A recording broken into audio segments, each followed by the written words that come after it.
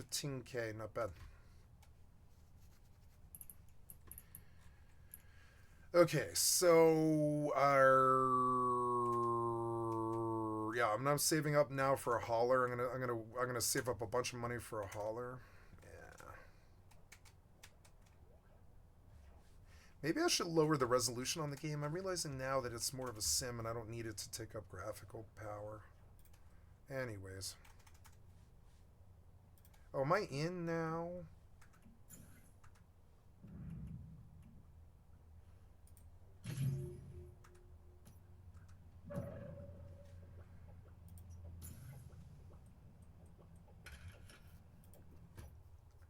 Yeah, and we'll try it on medium because it seems to be too many clients up, and I'm just trying not to have a memory leak all the fucking time. Okay, run. Oh well, I lost $1 billion. I've been making. Goddamn, I've been making like $1 billion a day. It's okay to have a loss once in a while. I've not had a loss in a long time. It's been. Yeah, every time I have a loss, it's like 7 weeks between or something like that. What, did I lose something during the event? Think about that. Yeah, I think what did I lose? It was no, I don't remember what I was even flying. No, I don't remember. I mean, I don't know. I don't think so. Fear and confusion. Oh yeah, the Christmas event was mining ships, and I lost. I kept losing.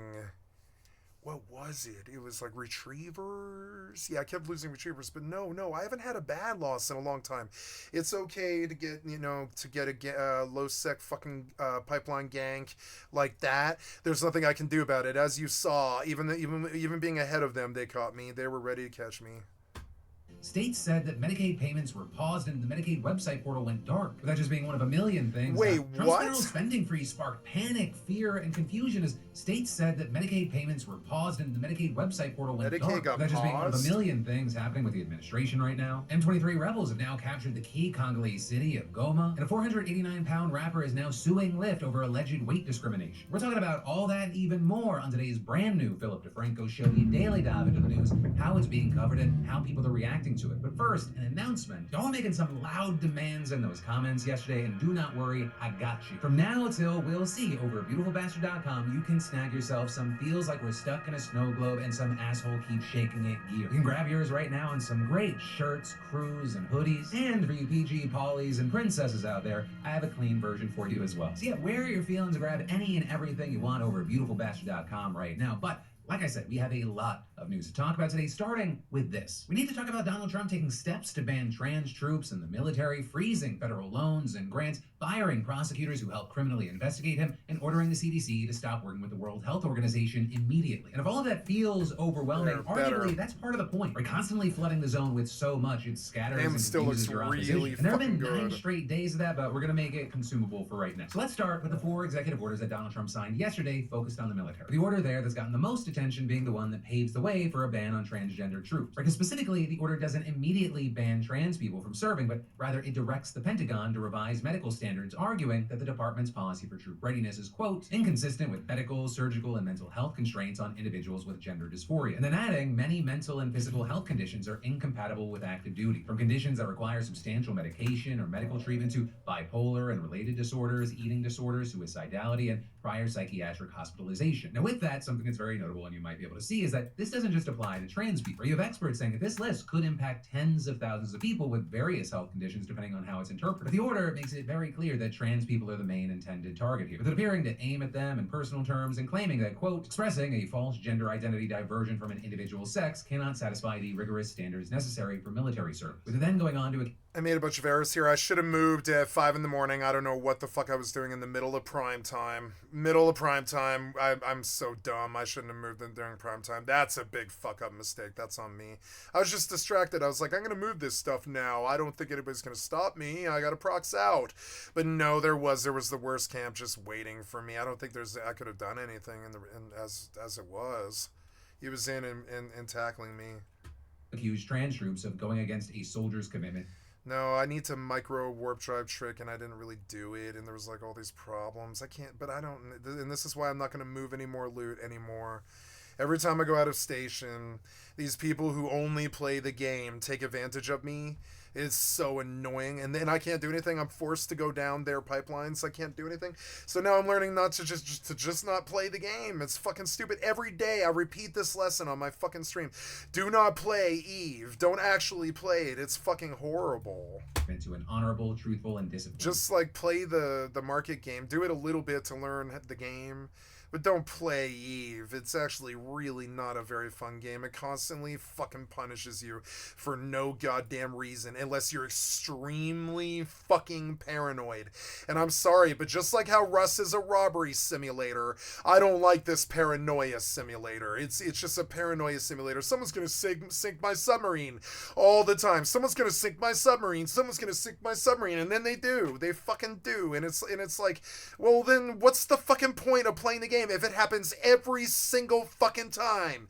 If it happens every single fucking time, what's the fucking point of the game? If you allow them to sit there and punish people over and over and over again like that, I don't know, man. Like, what's the point of the fucking playing the game? It's like really pretty bad, you know? And so, yeah, I'm learning. I'm just going to sit in fucking Jita. I can't go to Poshvon. I constantly get harassed at least once an hour. I can't go to fucking Losec. I constantly get harassed at least once an hour. I can't fucking move loot around, so mining Poshvon and ignoring it and going to fucking Faction Warfare and ignoring it is... I mean, Faction Warfare works because they can't take the money away from me. I mean, they can. But no, they can't really, because I can just take the LP and go to the LP store 4 jumps from Jita, and they can't stop me from doing that. No. They can't really stop me. No, there's not going to be a camp that stops me. There's, you know, they can't really stop me from doing that. And so like now I'm like, I don't know, I'm so bitter about doing stuff like dying on transit. Fucking dying on transit is not a skill-based thing. It's just you dying on transit. It's you. It's same thing with Rust. It's fucking bullshit. With some fucking asshole fucking balties you, and I get angry, and I don't need to. You know, I don't need to. I'm not going to. I'm not going to get angry about this. It's just stupid. It's like I get angry. I'm like, why should I be punished by some asshole on a fucking roof or some dude in a choke point? Why? What's the fucking point of that? Why? When in the world is there a fucking choke point? When does that happen? We don't build things on choke points. Why the fuck did you design your game around choke points? Space is not a fucking choke point.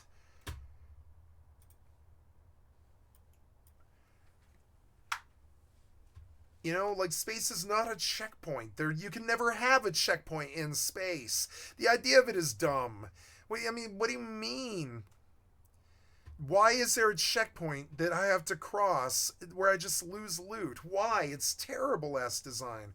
Why is there a checkpoint wherever I go that I lose loot if I cross? It's space. The idea of checkpoints in 2025 is fucking stupid. And every time that I leave the station and I go do checkpoints, sure enough, somebody fucking ganks me. It's so fucking stupid. It's like, it's okay. You could call that PvP. But again, it's just me losing 1 billion because some dude with guns is killing me when I don't have guns equipped. It's fucking toxic. And I'm not doing it anymore. I'm going to stop doing stuff that leads to it. I'm not going to Poshvon and moving ore if that's what the end result's going to be. I needed the lesson. I needed to learn. Lifestyle, even in one's personal life, and adding a man's assertion that if I can't move loot around, then I'm not moving loot around. I'm not gonna, I'm not gonna fucking move loot around. No. Is a woman and his requirement that others. Maybe I should look at what content I can do in Jita. You know how many fucking pods I've lost in the last week? Like fucking 20. It makes me look fucking bad. But it's because I'm constantly fucking harassed wherever I go. Whatever I do, it doesn't matter where I go. I'm constantly fucking harassed. It drives me crazy. There's a Garistas hideaway. I'm just curious. Wanted to see what was here. It's so stupid. Like I don't know. Like, I don't like the design anymore, and I'm gonna stop playing the game from outside of a tycoon gambler perspective, which is fine, I guess. That's not what I wanted the game to turn into. I learned a lot about the fucking game. I know how to do PI. I know how to do scanning. I know how to live in a wormhole. I know I've lived in nullsec. I've lived in lowsec. I've lived in fucking highsec. I've lived in poshvon. I know how to poshvon. I know how to scan. I know how to do relic and data. I know how to do large scale 400v400 fucking PvP with, like, you know, like fucking arty ships and stuff. I know how to do a lot of stuff in this game, but I don't want to leave the server and do any of that stuff because almost none of it is very fun except the 400v400 stuff. But it requires too much focus. I can't alt tab and play other games, so I don't really want to do that 400v400 stuff anymore. It just requires too much focus, like raiding. I don't want it.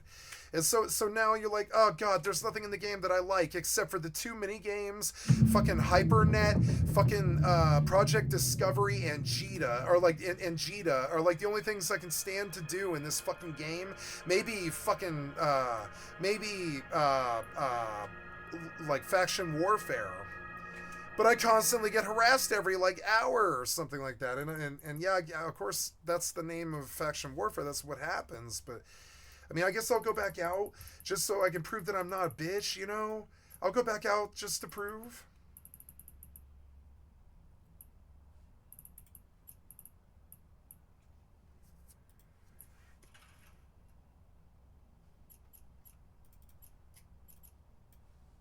Just to prove. Throw this money away, I guess. I mean, while I was out there, I literally made 120 million. You begin to see that losing $1 billion doesn't matter to me. I mean, it doesn't really matter to me. It just didn't need to fucking happen. That shit, it was to go into the fucking market and be sold to fucking make ships. It really shouldn't be taken from me, kind of. It's disgusting. You see games with better design where the toxicity is edited out because they just haven't had the toxicity in the game for 20 fucking years. Like this game. I'm not being harassed, like trying to move around while I farm. I'm not being harassed all the time. You see it? I'm not being fucking harassed all the fucking time because the game's better. It's like literally better. I'd rather play this game than Eve. I'd rather do stuff in this game than Eve because I'm not being fucking harassed all the fucking time by piece of shit dickless morons who don't prove shit. They just attack you when you don't have guns equipped. It's not proving shit. It's not a skill check. It's the developer developed the game toxically, and a bunch of shitheads are riding on that high, and they're like using it. And it's terrible ass design. I'm fucking sick of it. I don't want to be ganked coming back to fucking Jita with fucking ore from fucking Poshwan. I don't want that to happen. I don't think that's a necessary thing for the fucking game. I don't think it's something that needs to happen. I really don't. Like, you know, how is that PvP? That's not PvP. That's, you know, I guess it is. It's like anything can happen, I guess, you know? But it's stupid if it happens every single fucking time because they're sitting in the choke points waiting. At that point, you have to re-examine the design, maybe. You need to re-examine the design. Because if they're always at the checkpoint and kill you every single fucking time, what good is the game? If they're always at the checkpoint and always fucking kill you, what good is the game? What good is it? You know? It's kind of like a roadblock that never ends on the main highway of the game. Like it's like on somewhere, like they were doing it in New World. They were like choking up MSQ NPCs that had teleportals nearby on the PvP server just so they could get their fucking PvP. But that sucks. That sucks when you're just set up on the only chain waiting for people to come through. That sucks. It's Roblox. Roblox suck now. Roblox sucks now, and so do Roblox. Roblox suck. Roblox suck. They were cool in 2003 when we needed something to do. They fucking suck now. They only indicate that you're a dumb developer who made a pipeline that I can't get around. You know, they don't indicate anything at all. One of those things about steel is it doesn't decay, but the food does. Yeah, I gotta get this food before it like totally spoils. I think you have a day though, which is good. It looks like it's a day. Yeah, the durability is 22 hours. Never mind, you do have time. Oh look, it's a Digby. Come on, Digby. Big money, big money. Nope. You're gonna tease me, aren't you? That's alright. Just get the Digby going. God damn it. Get to work, Digby. No. Don't run away. Let me catch you. Yes, let me catch him. No. You teased me.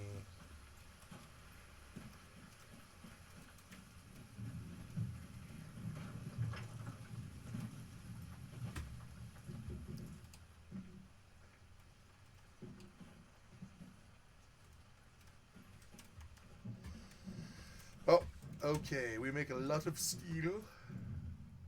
Lots of steel ingots.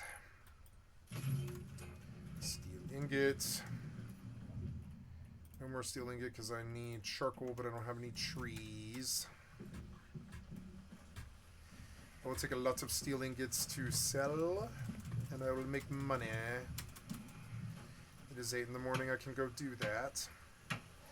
Yeah, medium setting is better. The client's doing better. It doesn't look as good, but it still looks good. It still does look good.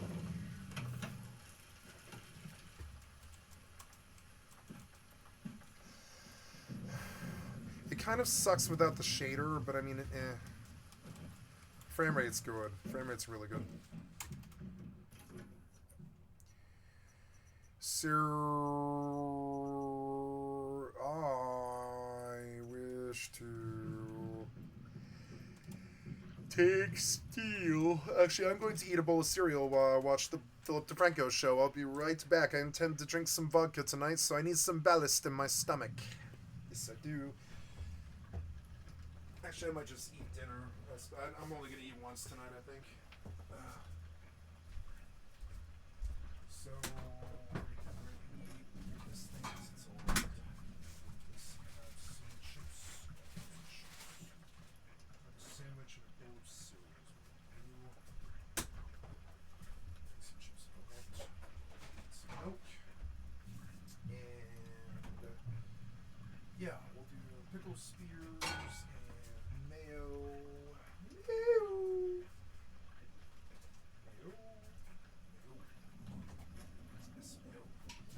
Okay, we do mayo.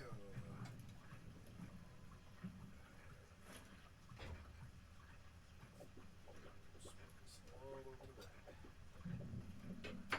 Then, squeeze the hell out of these pickles so they don't leak all over me. Squeeze all that juice out. Yep, I don't care about the juice. Yep, get the juice out. That's not what I'm eating this for. Yep. There. Take it out. Okay, then pickles are done, but I don't see the lid. Where did the pickle lid go? What? Where did the pickle lid go? What? Pickle lid is gone. Pickle lid has disappeared. Oh, there we go. Ooh, I have some whipped chive. I didn't think about that. Yeah, some whipped chive, bitch. Yeah. Whipped chive. We'll do some cheese. Sharp cheddar cheese. Let's see what that is. Not you. Not you. This nice clump of cheese here.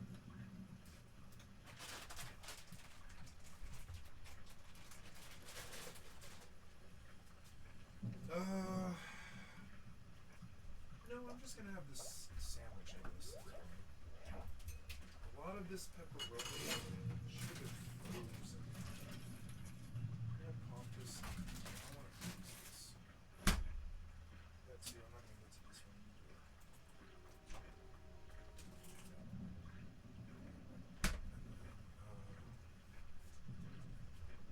Pepperoni. Good. All right.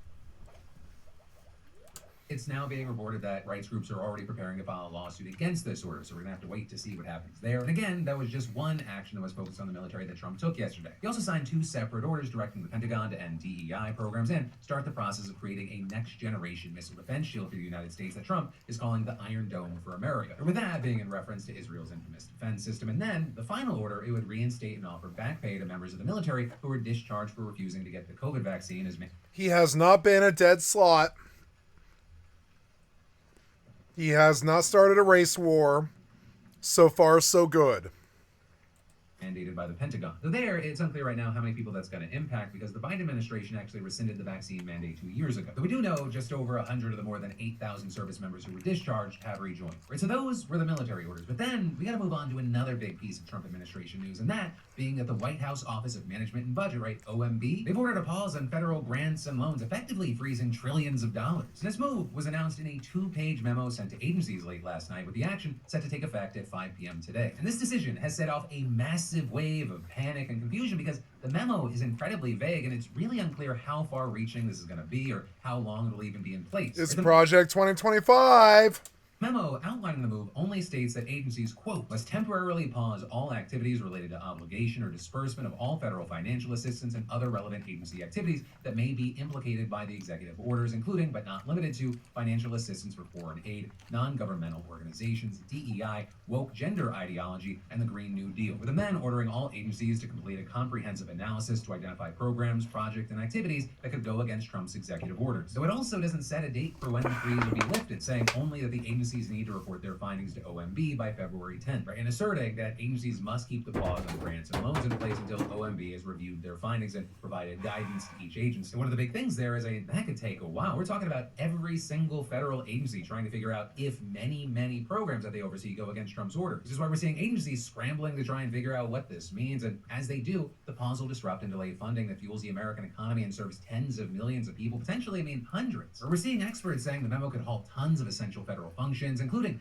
hundreds of billions of dollars in grants to state, local, and tribal governments, disaster relief aid, funding for transportation, homeless shelters, key programs that help the most vulnerable Americans, and much more. The thing is, that even includes some projects that directly advance Trump's own agenda, like one that helps state and federal law enforcement counter drug trafficking organizations. But some of the biggest questions here have been how will this impact Medicaid and food stamps, which together are used by more than 100 million people. But the memo said absolutely nothing about these essential programs, even while specifying that similar ones like Medicare and Social Security would not be impacted. And today, as I was filming this, we saw absolute chaos playing out in real time. When Trump's press secretary was asked whether Medicaid was frozen at a press conference, she was totally unable to answer the question, responding, "I'll check back on that." And she got so messy that the OMB issued another memo to agencies trying to clarify, saying that mandatory programs like Medicaid and SNAP will continue without pause. And then adding, among other programs, there also won't be pauses on funds for small businesses and farmers, Pell Grants for students, rental assistance, and Head Start, which promotes the school readiness for low-income families. So this new memo then also claiming that any program that provides direct benefits to Americans is explicitly excluded from the pause and exempted from this review process. But you also have people saying it's unclear what that means because a lot of federal money that goes to individuals is actually first given to states and organizations that then distribute it. And what's more, despite the new memo's claim that Medicaid won't be interrupted and Head Start wouldn't if funds pause, we saw numerous reports to the contrary. Our providers who run Head Start programs reported today that they were unable to access federal funds because they lost access to the Federal Office of Head Start's payment site. You also had Senator Ron Wyden tweeting that his staff has confirmed reports that Medicaid portals are down in all 50 states following last night's federal funding freeze, with them then calling the move a blatant attempt to rip away health insurance from millions of Americans overnight and will get people killed. So then with that, we did see Trump's press secretary sharing a statement on X in the afternoon saying, "The White House is aware of the Medicaid website portal outage. We have confirmed no payments have been affected. They are still being processed and sent. We expect the portal will be back online shortly." And you've got experts saying that this will have a whole other host of sweeping ramifications, with, for example, the chief executive of the National Council of Nonprofits saying in a statement, "From pausing research on cures for childhood cancer to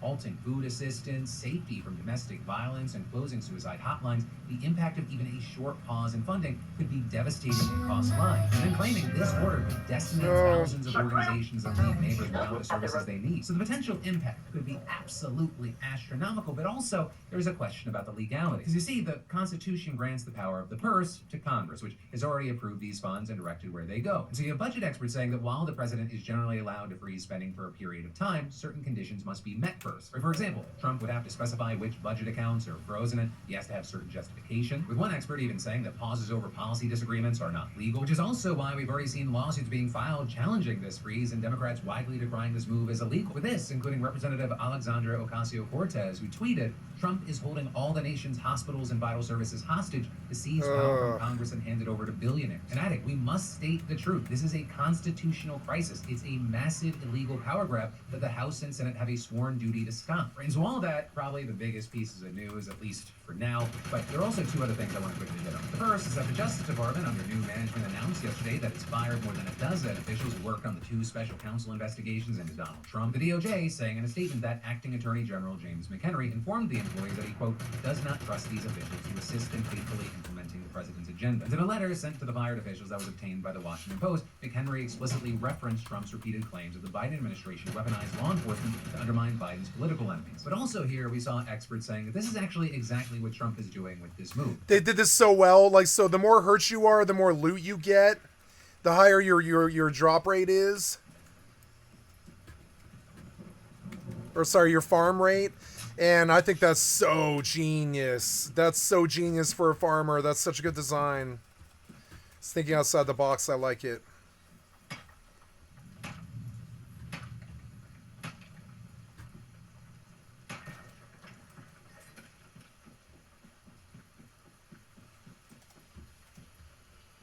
Oh. Hello.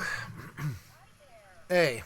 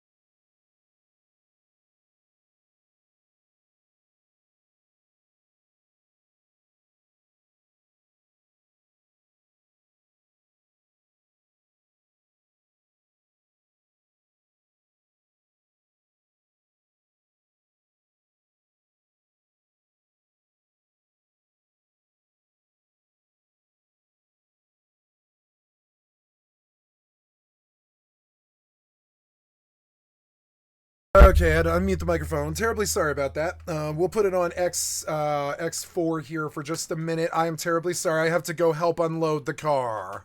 And I will be back here momentarily.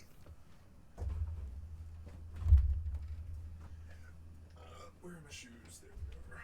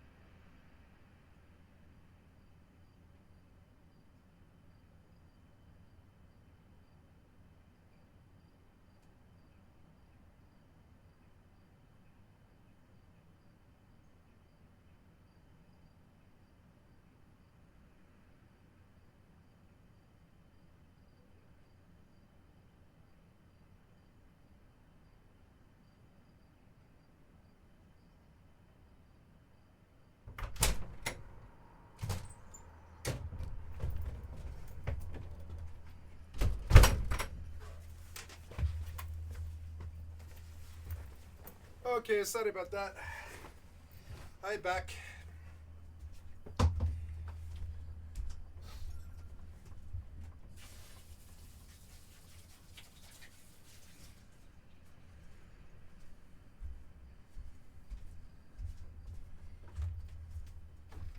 Okay, so sorry. But at least we have good game to watch. I like X4. Oh, wrong keyboard. Okay.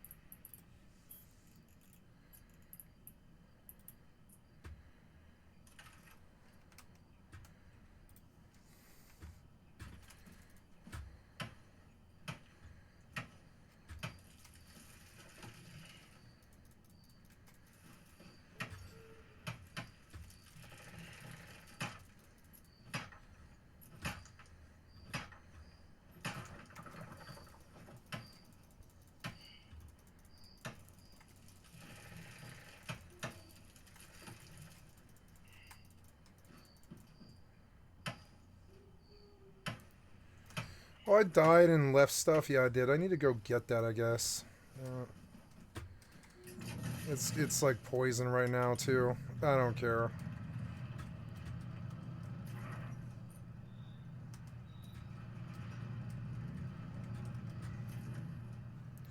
Yep, mic's good. Video's good.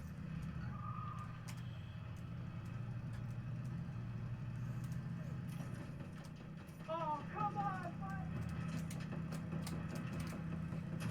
Ooh. we got a job to do. Cool, these guys use guns. Come on, guys, we've got a job to do.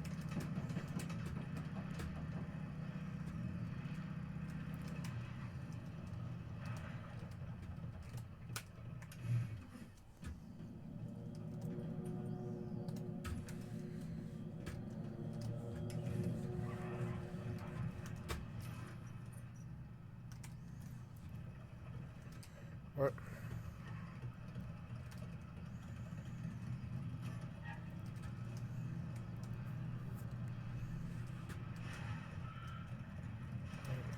The hell is that? Deviated wheat. Nice lunar whisper. Oh, I see. So it's not a problem to go out at night. It just warps you. It like nerfs you down to one hit. Yeah, and the loot can be good. Yeah, the loot can be better. Like I think. Oh no. Yeah. Oh well. I'm just trying to get to the town so I can sell. Go. I can't take a hit. Go. Feels good. Feels like survival. Feels good. Feels like Rust.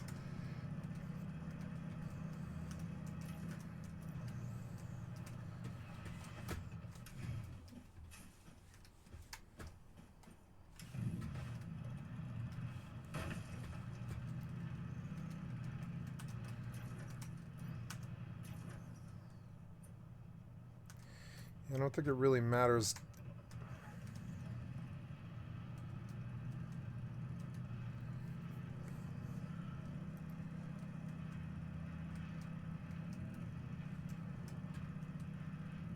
Oh. It.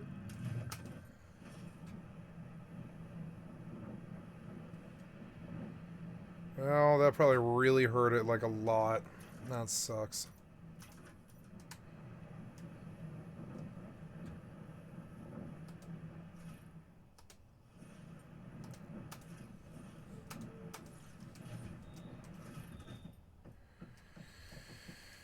How hurt are you, bike?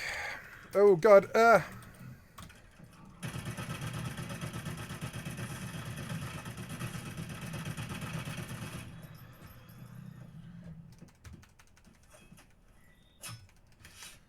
Should probably reload.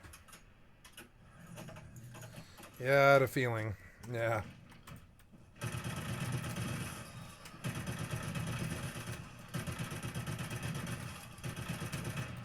What? Oh, he hit me with a ranged. Oh my god. No, I don't want to die. I want to use this thing. Whatever this thing is. Yeah, use an adrenaline shot. It's fine. There, go. Now heal. Now get on this thing. Go, go, go, go, go. Wait. Get off it. Ah! Go.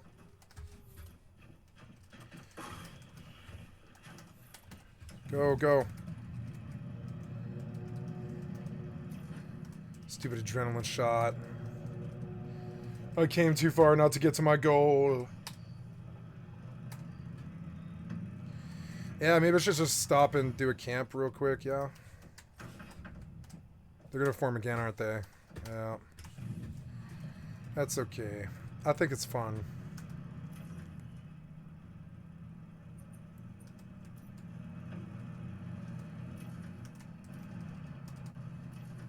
Oh, I have 2,000 energy links now for some reason. Then just teleport to the fucking town then.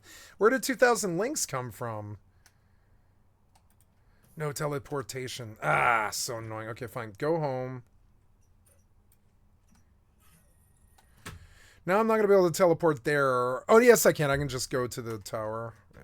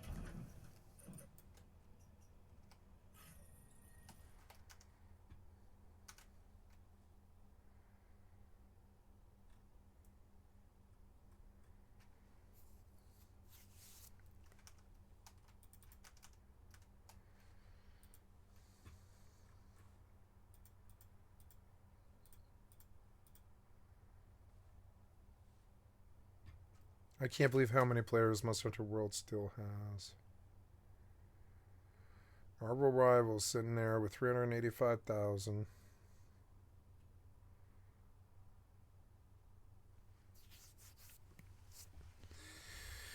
It's not like me to skip games like this. Like I skipped Power World. I skipped Naraka. I skipped PUBG. I skipped Dota 2. I skipped Marvel Rivals. That's not usually like me. Usually I play everything. I don't know. But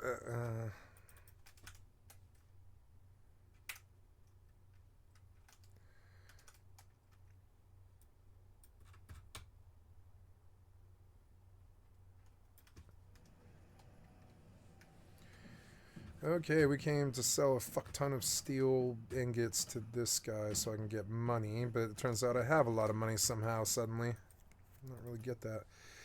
So we're going to sell you a lot of bronze ingots. A lot of steel ingots. Ah, yes, good. And a lot of sintered brick. Yeah, sweet. Sounds good to me.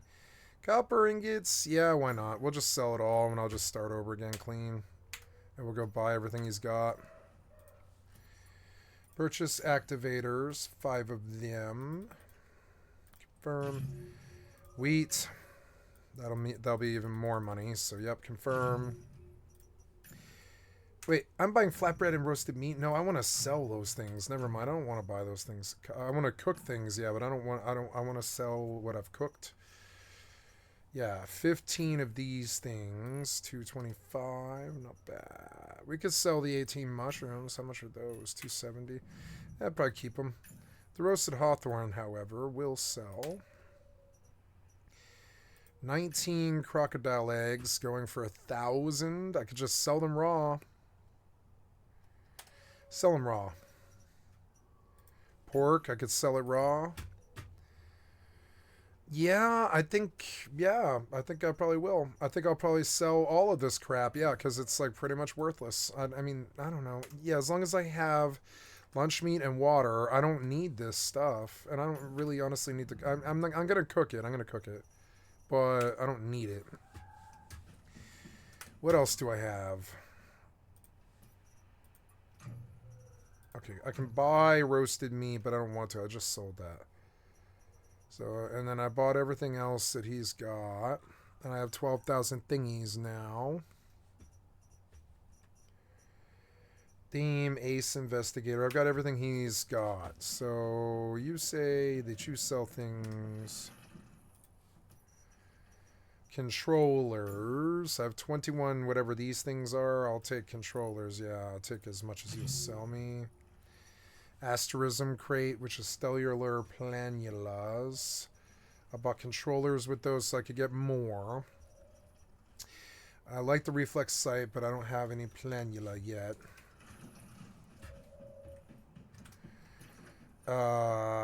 So... You know, I'm going to make a... drink now? Yeah, I guess I'll make a drink. Well, I don't know. What time is it? No, it's a little bit early. I'll make a fancy drink. Not a fancy drink, but like a nice mixed drink. Not an alcoholic drink.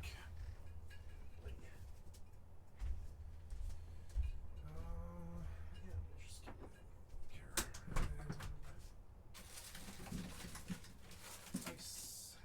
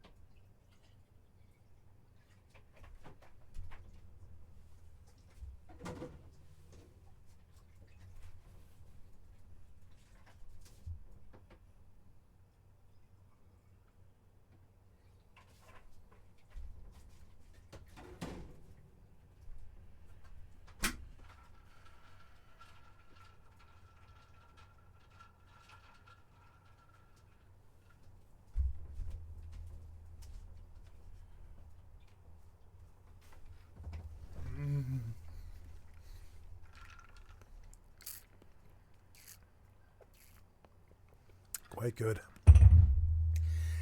Quite good. Okay, so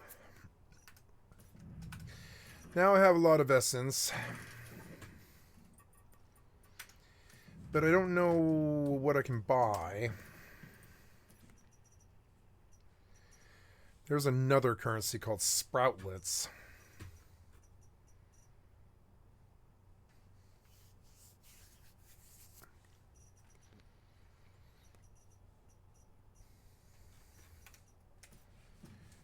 Okay.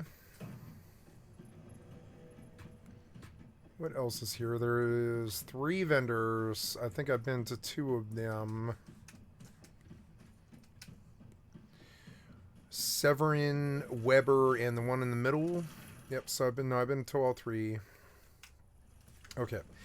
So in Larry Duvall, I don't know what Larry Duvall is. Let's see. View commissions. Oh, yeah, okay. So build 5 structures.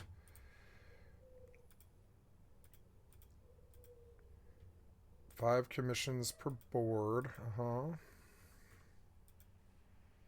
Smelt 50 ingots of any metal.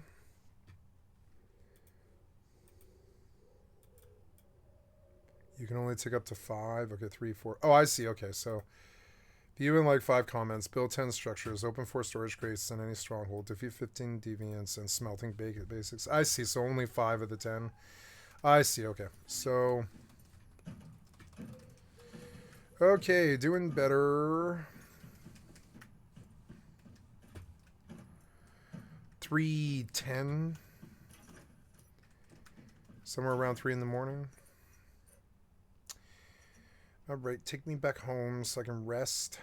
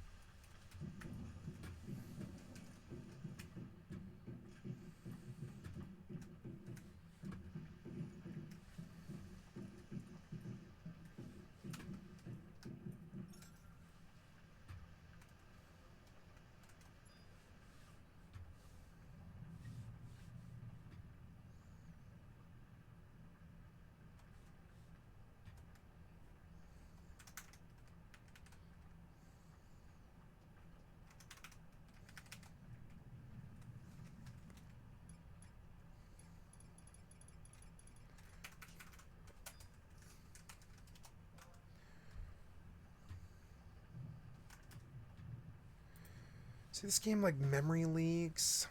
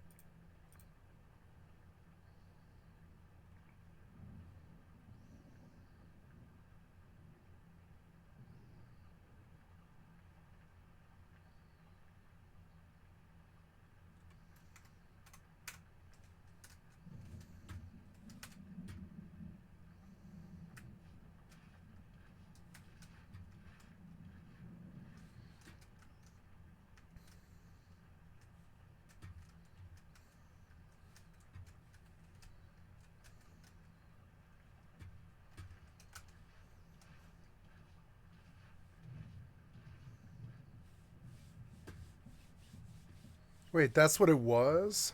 That's what it was. It was X4, I think. Look, it was X4. X4 is the one memory leaking. It's not this game, I don't think.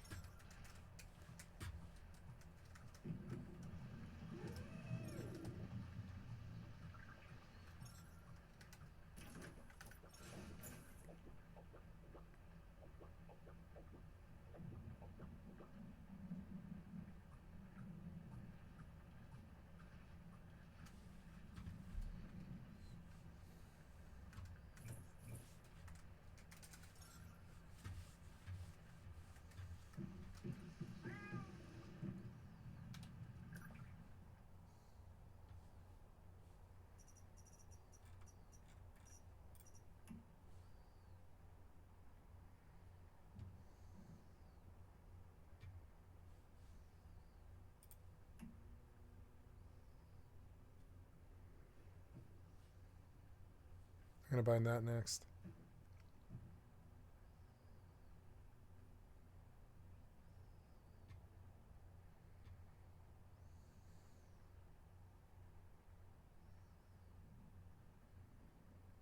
Oh, I don't know. The boots are pretty cool too, though.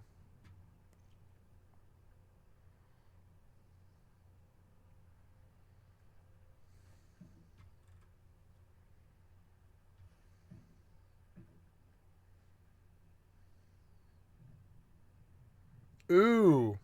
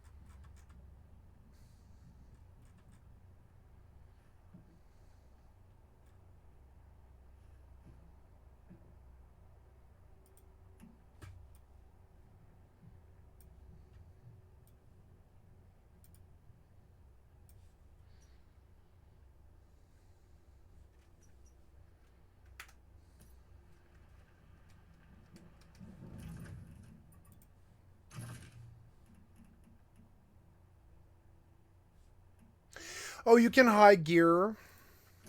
Oh, I didn't know that. Well, never mind. I'll take the armor bonus then. I just want to hide the gear. I don't like the way it looks most of the time. I didn't think you could. Well, shit, never mind. I've been busting all my gear down. Oh, well. Now we go to the medic's cradle. And we look in chainsaws, electro refining. We will need power.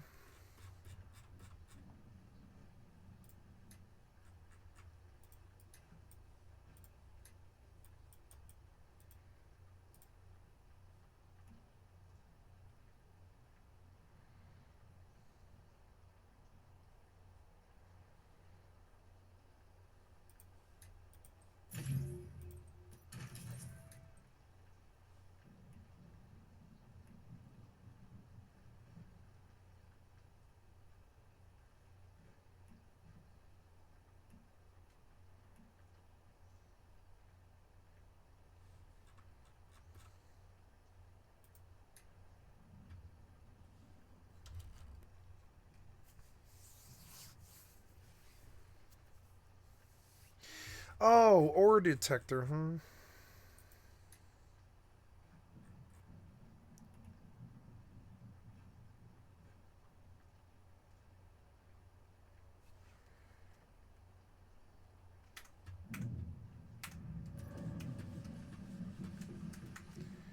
Look, it was X4. It was X4. Now I want you to run in ultra performance mode because I had no idea how much fucking bandwidth this game was sucking.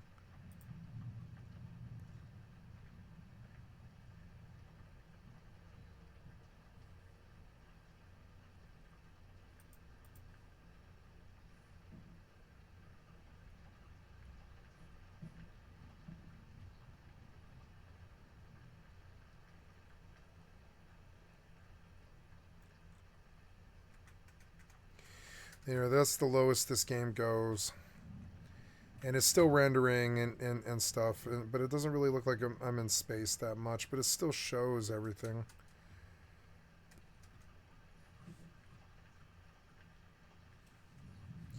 Yeah, this game was eating a lot of this game's frames. I thought that the settings were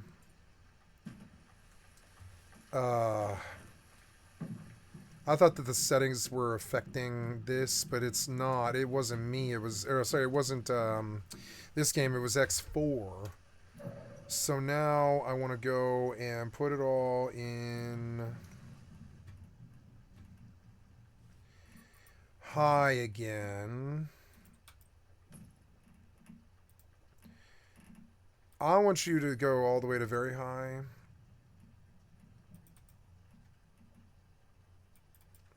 No, I just want you to close this.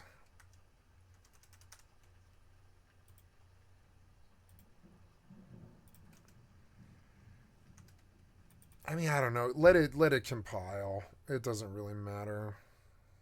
I don't care. It's gonna have to do it anyways. I keep changing the settings, and I realize now that it's not really the issue.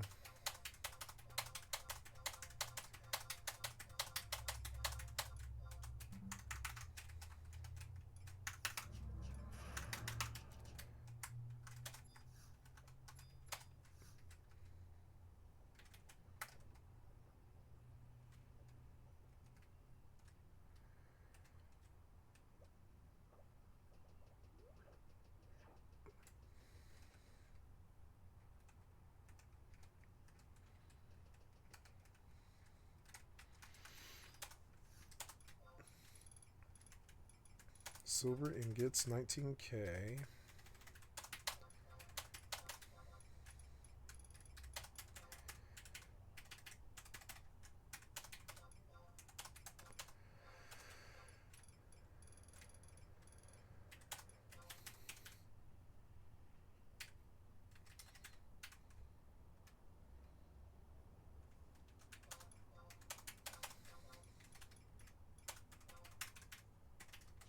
Yeah.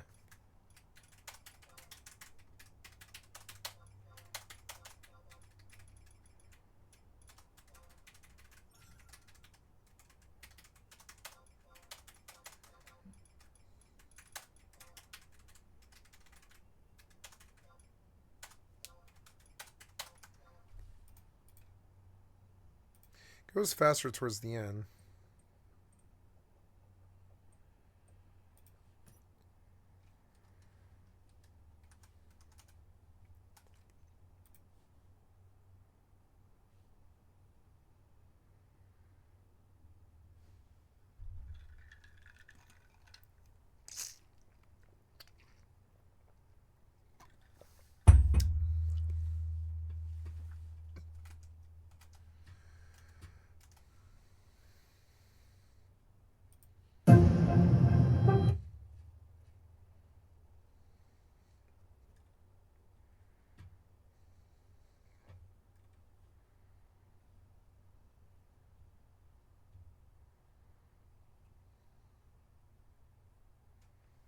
$195.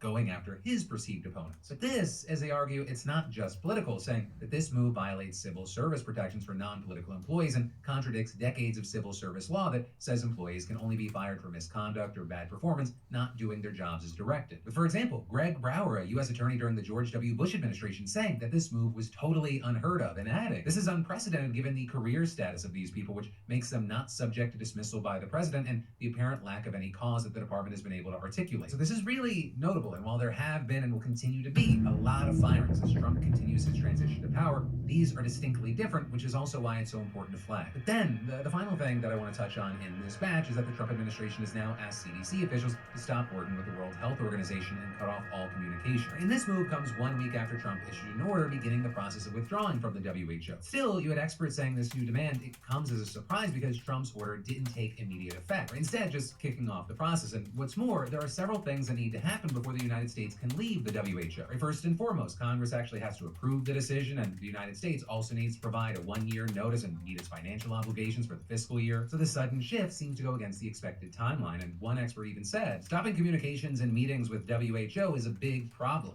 People thought there would be a slow withdrawal. This has really caught everyone with their pants down, and adding that talking to WHO is a two-way street, or because both agencies are in contact daily and benefit from collaboration on tests, treatments, and outbreaks. Which is also why you have others arguing that this sudden move, it poses a number of direct health threats, including setting back investigations trying to stop various viruses and monitoring bird flu outbreaks. So yeah, that is where we are for now on all of those fronts. You know, because this is, yes, a news show, but I also want it to be a conversation. I'd love to know your thoughts and opinions here. Also, if you or someone you know are being impacted by the things that are happening here or potentially going to be impacted, I'd love to hear from you in those comments especially. But then, switching gears to a drastically different story, much lower stakes, but it's gotten a lot of attention. Let's talk about this woman, Deja Blandick, right? She's suing Lyft, and it's got the internet divided, so let's talk about her. So Deja, also known by her rapper name, Dank DeMoss, or more simply, Big Dank, is is a musician in Detroit who, and this is relevant to the story, weighs nearly 500 pounds according to the Express Tribune. So the way the story goes is that earlier this month she ordered a Lyft ride to a Detroit Lions watch party, but when the driver arrived in his sedan, he apparently told her that he couldn't let her inside, and that's when she started filming.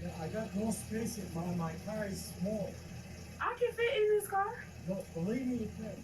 Yes, I can. Believe me. So, I'm sorry. With the man then saying that his tires were tired, seeming to imply that he didn't think they could support her weight, with him then telling her that he'd cancel the ride so she wouldn't be charged, and suggesting that she order a larger vehicle instead. Why? I don't never have to order an Uber XL. You know, I'm really sorry. So then, Blanding posts that video to TikTok and Instagram where they then go viral and get picked up by several news sites. With that, we saw her saying that she wanted to spread body positivity and show what larger people have to go through. She also posted an image showing the weight limits for different car models, reporting to prove that the one that she ordered could have picked her up. And then she added that the experience was humiliating and she had chosen to take a mental health break. But now, like I said, she has taken it a step further. She has filed a lawsuit against Lyft for discrimination. And with that, you had her attorneys telling Fox News that weight is a protected characteristic in Michigan. It would be no different than a driver pulling up and saying, you know, I don't want to have black people in my car. What? That's where you took it? Oh, of course, you're on Fox. You're on Fox. Of course you took it there. Of course you took it there. Just like edit yourself, brother. Just think about what you're saying first. Oh, no, really? That's what you said? Of course you did. You're Fox local Detropia. You're fucking... Attorneys You're telling dumb. Fox News that weight is a protected characteristic in Michigan. It would be no different than a driver pulling up and saying, you know, I don't want to have black people in my car, or I don't want to have What? Christians in my car, or Muslims in my car. It's the same. Under the law, it's the same. And it's unclear whether... Why black people, though? Why did you say black people? Seems We're disheartened to weird. look at this driver's unacceptable behavior. Please DM us at your earliest convenience for additional support. We'd like to address this as soon as possible. But as of right now, it's unknown whether she's been in contact with them, though she did give an interview to Fox in which she explained her perspective. I've been Ah, you smarter fucking than that. weirdos. You know, as I'm walking, I see him like making faces or whatever. I'm like, oh man. The kicker part was when he started to talk about his tires. You know, I feel like that was a slap in the face. That was like my tires. You know, like I just want them to know, like, it really hurt my feelings. And so with all this, depending on where you go online, there have been drastically different reactions to the news. The So tires. I gotta pass the question off to you. What are your thoughts here? I'd love to hear from you in those comments down below. And then Oh we'll my get back to more God. news in just a moment. But first, you know, I'm too busy. It'll heal on its own. I don't know which doctor to go to. Does any of that sound familiar? Because trust me, we've all been there, right? Booking a doctor's appointment can feel overwhelming and honestly, just a pain. And what about when you book an appointment, but it's 6 months from now, like not helping with a pre-existing procrastination? But a big thanks to our sponsor, ZocDoc. They make this entire process, dare I say, painless. And seriously, in addition to them sponsoring the show, I actually use them and you should too. I mean, stop putting off your health. Especially because ZocDoc is a free app and website where you can search and compare high quality in-network doctors and click to instantly book an appointment. We're talking about booking in-network appointments with more than 100,000 doctors across every specialty, from mental health to dental, primary care to urgent care, and more. You can search by location, availability, and insurance, and there is no compromise here because you got more options than you know. Or plainly put, ZocDoc helps you find and book doctors, from family physicians to specialists who prioritize your health and let you know up front if they take your insurance. Plus, ZocDoc appointments happen fast, like typically within just 24 to 72 hours of booking. You can even score same-day appointments. So stop putting off those doctor's appointments and go to ZocDoc.com/Phil to find and instantly book a top-rated doctor today. That's ZocDoc.com/Phil. One more time to remember, ZocDoc.com/Phil. But then, moving on to other news. If you've been thinking about buying a new phone, PC, gaming console, pretty much anything with a chip,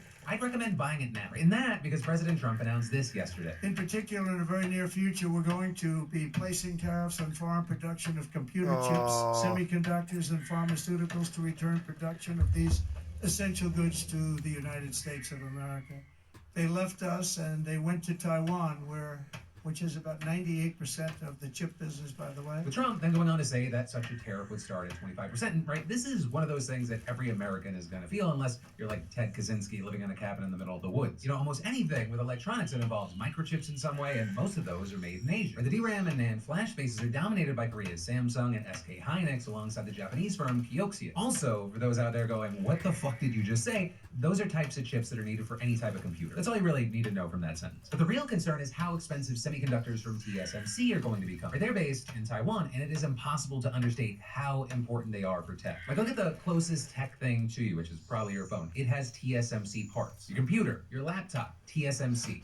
TV or monitor, probably TSMC stuff in there. Even things that you wouldn't consider techie, like your car, it's filled with TSMC components. And that might come as a surprise to you because, it's definitely not one of the big tech names that most people would recognize. And the reason for that is because TSMC doesn't sell their stuff to you or me. Instead, their stuff is what makes products from companies like Apple, Nvidia, AMD, and Intel possible. In fact, TSMC is so important that their CEO said they would make their foundries inoperable rather than give them to China if there was ever an invasion. But then with all that said, it brings to the question of, well, then why is Trump even floating this tariff plan for chips, pharma, and steel? Well, the short version is that Republicans think that it'll boost domestic productions, especially in these industries, which are arguably national security concerns. And notably, that's something that both Republicans and Democrats actually agree on, because the Biden administration was also working on boosting our production. That said, one of the key things here is that the two sides heavily disagree on how to do it. We saw Biden sign the CHIPS Act, which set aside $280 billion to help build chip foundries and manufacturing centers here in the U.S. However, we're seeing Republicans disagree with the approach, with Trump saying yesterday, We don't want to give them billions of dollars like this ridiculous program that Biden has. Give everybody billions of dollars. They already have billions of dollars.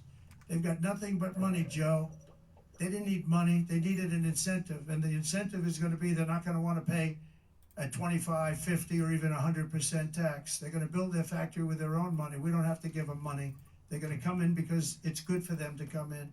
They're giving them money. They don't even know what they're going to do with it. Now, notably here, it seems like the major tech companies did have a plan on what to do with the money from the CHIPS Act, despite Trump's claims. Right? Intel is working on new facilities across the U.S., while TSMC is opening a $12 billion foundry in Arizona. And then all of that, it brings us to the next question of, well, what will the end result of all this be? And there, it appears like in the short term, costs would rise dramatically. Almost every company uses foreign chip makers in some capacity, and costs to import the products are just going to be passed down onto consumers so that Apple, Nvidia, and other companies can maintain their margins. But in the long term, who really knows? There are arguments that increased domestic production will make it so that American-made chips are as competitive as foreign ones in American markets. But at the same time, protective tariffs like this have happened in the past, and they were devastating. It limits trade, and according to groups like the Semiconductor Industry Association, production in the U.S. and Asia, it's not a one-to-one comparison. They're saying that making chips in the U.S. is flat out more expensive. Salaries are far higher, cost to build factories are higher, cost of raw materials are higher. And so taken all together, it would mean that for a domestic chip to cost the same as a foreign one, some kind of tariff would have to stay in place, which in fact is something that TSMC has also said when talking about its new Arizona facility. But then the counter argument to that is, if domestic production leads to innovation and the U.S. becomes a powerhouse chip maker, it could mean that the best chips come from the United States and it cascades from there to balloon the industry. There's also, I will say, the national security angle. Right? These industries are so important that you need a domestic version just in case some kind of war breaks out and the U.S. is cut off from foreign suppliers. I mean, that's partially why we subsidize farmers, despite the fact that foreign crops would be cheaper without. We live in a world where things can change, boom, like that, and not having our own food supply could be catastrophic. But regarding the chips, right, I do want to hit that everything that we're talking about as far as how this could play out, we really do not know. We truly won't know if this is a win or a loss for years to come. But arguably, that is a completely separate thing than how people are going to immediately feel this. Right? In the meantime, prices will go up if these tariffs are put into place. So I guess we'll see how expensive that Switch 2 is about to be. The most important electronic this year. But then to shift to different news, we need to talk about how all hell is breaking loose in the Democratic Republic of the Congo right now. Right? I mean, a rebel offensive backed by neighboring Rwanda has left dozens dead and thousands on the run. It sparked protests 1,000 miles away and now threatens to usher in a whole new phase in one of Africa's longest and deadliest conflicts. Though with all that, to make sense of it, we gotta go back to the beginning. Right? You see, the Eastern Congo region, which is home to some of the most valuable mineral resources in the world, it has been racked by conflict for over 3 decades, and in a lot of ways, it goes back to the Rwandan genocide in 1994. Right? And that is when members of the Hutu ethnic majority murdered as many as 800,000 people, mostly of the Tutsi minority. But then, the aftermath of this, including nearly 2 million Hutus crossing into Congo, some forming armed groups, and then Rwanda and Tutsi-led militias going after them. That leading to what are known as the First and Second Congo Wars, with some form of conflict, of course, continuing to this day. And in fact, according to the UN, an estimated 6 million people have died of war-related causes in Congo since 1996, not only from violence, but also malnutrition and preventable diseases. Not to mention, nearly another 6 million Congolese have been internally displaced. And then with all that, there are now about 100 armed groups groups vying for a foothold in eastern Congo, with one of them notably being the March 23 movement, better known as M23. And they're mainly made up of ethnic Tutsis who broke away from the Congolese government, and they say that they're fighting to protect Tutsis and other minorities. But in reality, at least according to experts and rights groups, they spend their time seizing look, control in of their ultra minerals, settings, I making still taxes, get and other really good atrocities. In this group, frames. they first emerged in 2012 when it captured the largest city in the eastern region of the DRC, a city by the name of Goma. And while there, they were eventually defeated and driven out. Now,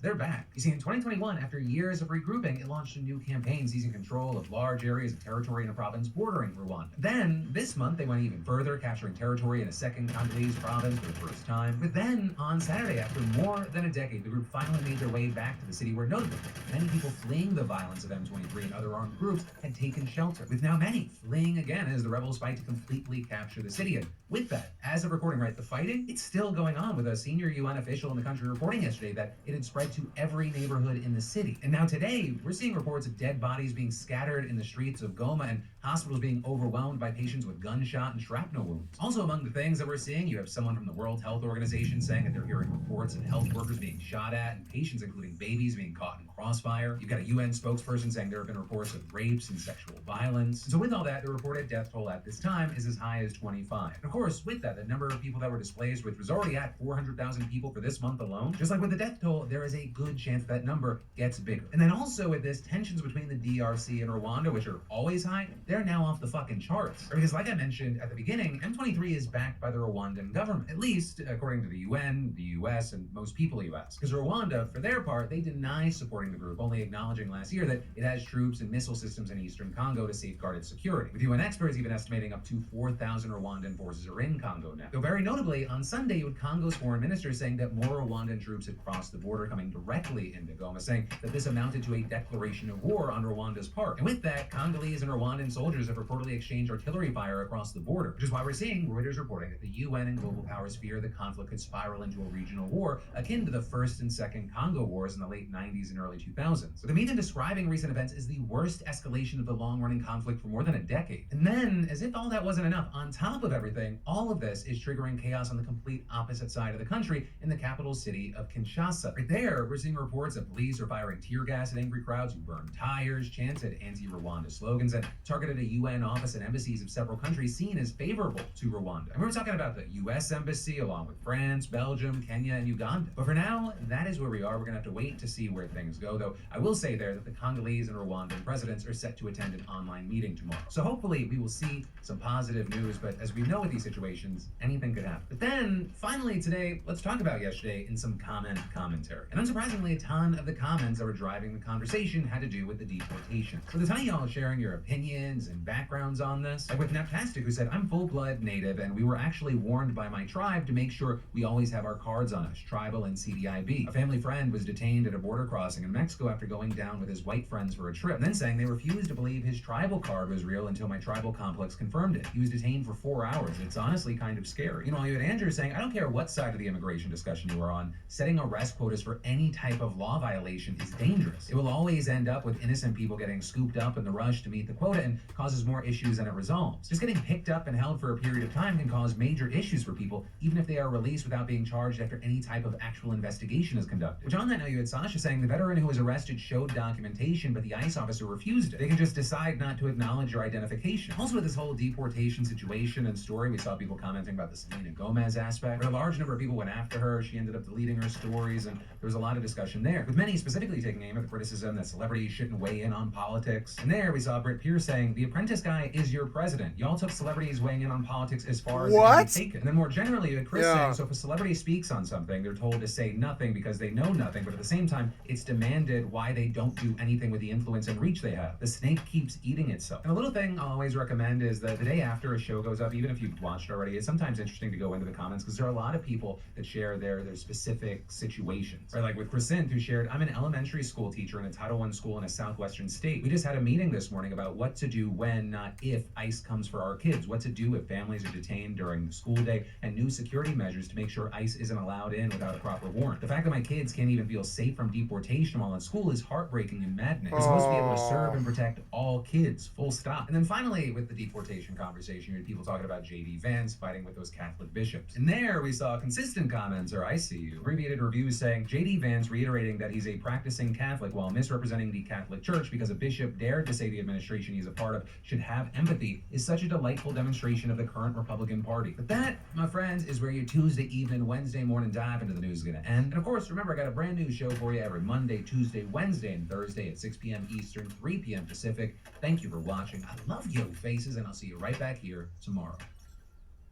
Alright, so you knew this video was coming, ladies and gentlemen. It's late, it's dark right now, and ladies and gentlemen, DeepSeek is one of the wildest surprises this week. For anybody that doesn't know, artificial intelligence is pretty much here to stay, and there's a lot of companies out there that are basically running to the top to create one day the artificial intelligence of our dreams. AGI, whatever the name is, tons of companies are chasing this trend. Now, in the last couple days, a company by the name of DeepSeek actually ended up making the news everywhere. It ended up basically turning the world upside on its head by releasing a free competitor to one of the largest actual competitors in the space, OpenAI. You know, the guys that make ChatGPT. There's actually a lot to cover over here, so I'm going to kind of start from the beginning. Now, OpenAI has a bunch of models. One of the models they have is OpenAI 01, which is a model that's designed to spend more time thinking before they respond. And of course, it's one where, again, the AI will think, guide through its steps. It's designed to not only provide you better answers to your questions, but logically work through problems in a much more intensive way. And of course, it's not the only thing they do. If you followed anything AI related that I've covered throughout this, the time period, I've looked at things like Sora. I've looked at various models of ChatGPT, image generation, so on and so forth. Now, today, the reason I'm talking about DeepSeek primarily is that not only have the Chinese released this crazy artificial intelligence competition, but if you're reading at the top, it's not only live, it's actually open source, meaning that you can run it on your device locally with 100% privacy, independent of Chinese spying or American spying or really anything, which is something, obviously, I'm going to show you in this video, okay? I think it's important for me to teach you guys how to run AI locally. Now, I don't think AI is going anywhere, but I do want to make sure this stuff is super duper safe. And I always recommend that if you can self-host something like this, you should do it. Generally speaking, anytime you interact with ChatGPT, DeepSeek, or really any AI on the internet through web interfaces, you are giving up a whole chunk of your information. Any image you send over could be used for training information, stored for whatever reason. So I'm going to show you how to run all of these things locally on your device so nobody can grab your information, and generally when you're interacting with the stuff, if you've got the capable hardware, you don't have to send your information to any random place. But let's go even deeper into this. Now, a couple of days ago, OpenAI decided to announce something known as the Stargate Project. Now, the Stargate Project is a new company which intends to invest $500 billion over the next 4 years building new AI infrastructure for OpenAI all the way throughout the United States. So they're going to be deploying $100 billion right now. The infrastructure will create leadership in AI, create hundreds of thousands of American jobs, and generate massive economic benefit for the entire world. So yeah, that's a lot of money to be throwing, right? And at the end of it, they also announced that the big partners for them are going to be ARM, Microsoft, NVIDIA, Oracle, and OpenAI. These are key initial technology partners. So with $500 billion, you might be wondering, how much do the Chinese spend on something like DeepSeek? So according to the Chinese, it costs somewhere around $5.6 million, which would be far less than apparently $100 million to $1 billion one of the executives estimated to build a similar model last year. So again, ladies and gentlemen, it's kind of wild that this is the actual case. Because if we're spending billions of dollars on one end and the Chinese are somehow able to spend literally a tiny fraction of that, it kind of makes people wonder. So obviously, beyond their statements, nobody really knows what the real cost for it could be. The reality of it is this could be a very, very large loss leader just to simply test how Americans may choose to use artificial intelligence that belongs to another country. And of course, it could also be a situation where nobody is really going to know these deep costs, and this could be bankrolled by, again, larger hedge funds, larger parts of the Chinese government. And that could be used to ultimately become this loss leader that people will use. You know, even if they distribute this, which from what I understand is basically free at the moment, it literally could just be something where you chunk it, where you throw in a bunch of money just to drown out or scare your actual competition in the private space. So if you go to DeepSeek's website over here, you'll see that they actually have been showing their capabilities, and in a lot of cases, they appear to actually beat out their competition. Not in every actual way. There's certain cases where obviously Sonnet, Claude, ChatGPT do actually end up beating out even like Meta's Llama, but DeepSeek's a pretty good competitor in this field so far. And of course, to start it now, you can go to their website and just simply give your phone number, password. Well, actually, the phone number, I believe, has to be a Chinese number. But for a country, China, that bans Google, they surely do allow you to use your American or foreign Google account to serve as a login method, which I thought was actually pretty hilarious. Now, because of how popular DeepSeek has gotten, it's like #1 in the App Store, super duper popular, and it's been disrupting the market so much that apparently they have been attacked with a massive cyber attack going on right now. According to DeepSeek, literally due to a large-scale malicious attack on DeepSeek services, we're temporarily limiting registrations to ensure continued service. Existing users can log in as usual. Thank you for your understanding and support. And obviously, with all of the advancements that they've kind of done, if you look very carefully at what they've done to the actual market, it becomes pretty apparent why they're getting attacked. Like, if you look at the NVIDIA stock, literally as I was making this video, they're just doing fine. They're doing absolutely okay. Boom! They drop like a rock. In the last 5 days, you're looking at a 14.8% drop. And to give you an idea, apparently, according to the actual analysts over here, you're looking at a $600 billion shedding for NVIDIA. Just imagine waking up that day with your NVIDIA bags and you're like, oh no! What happened?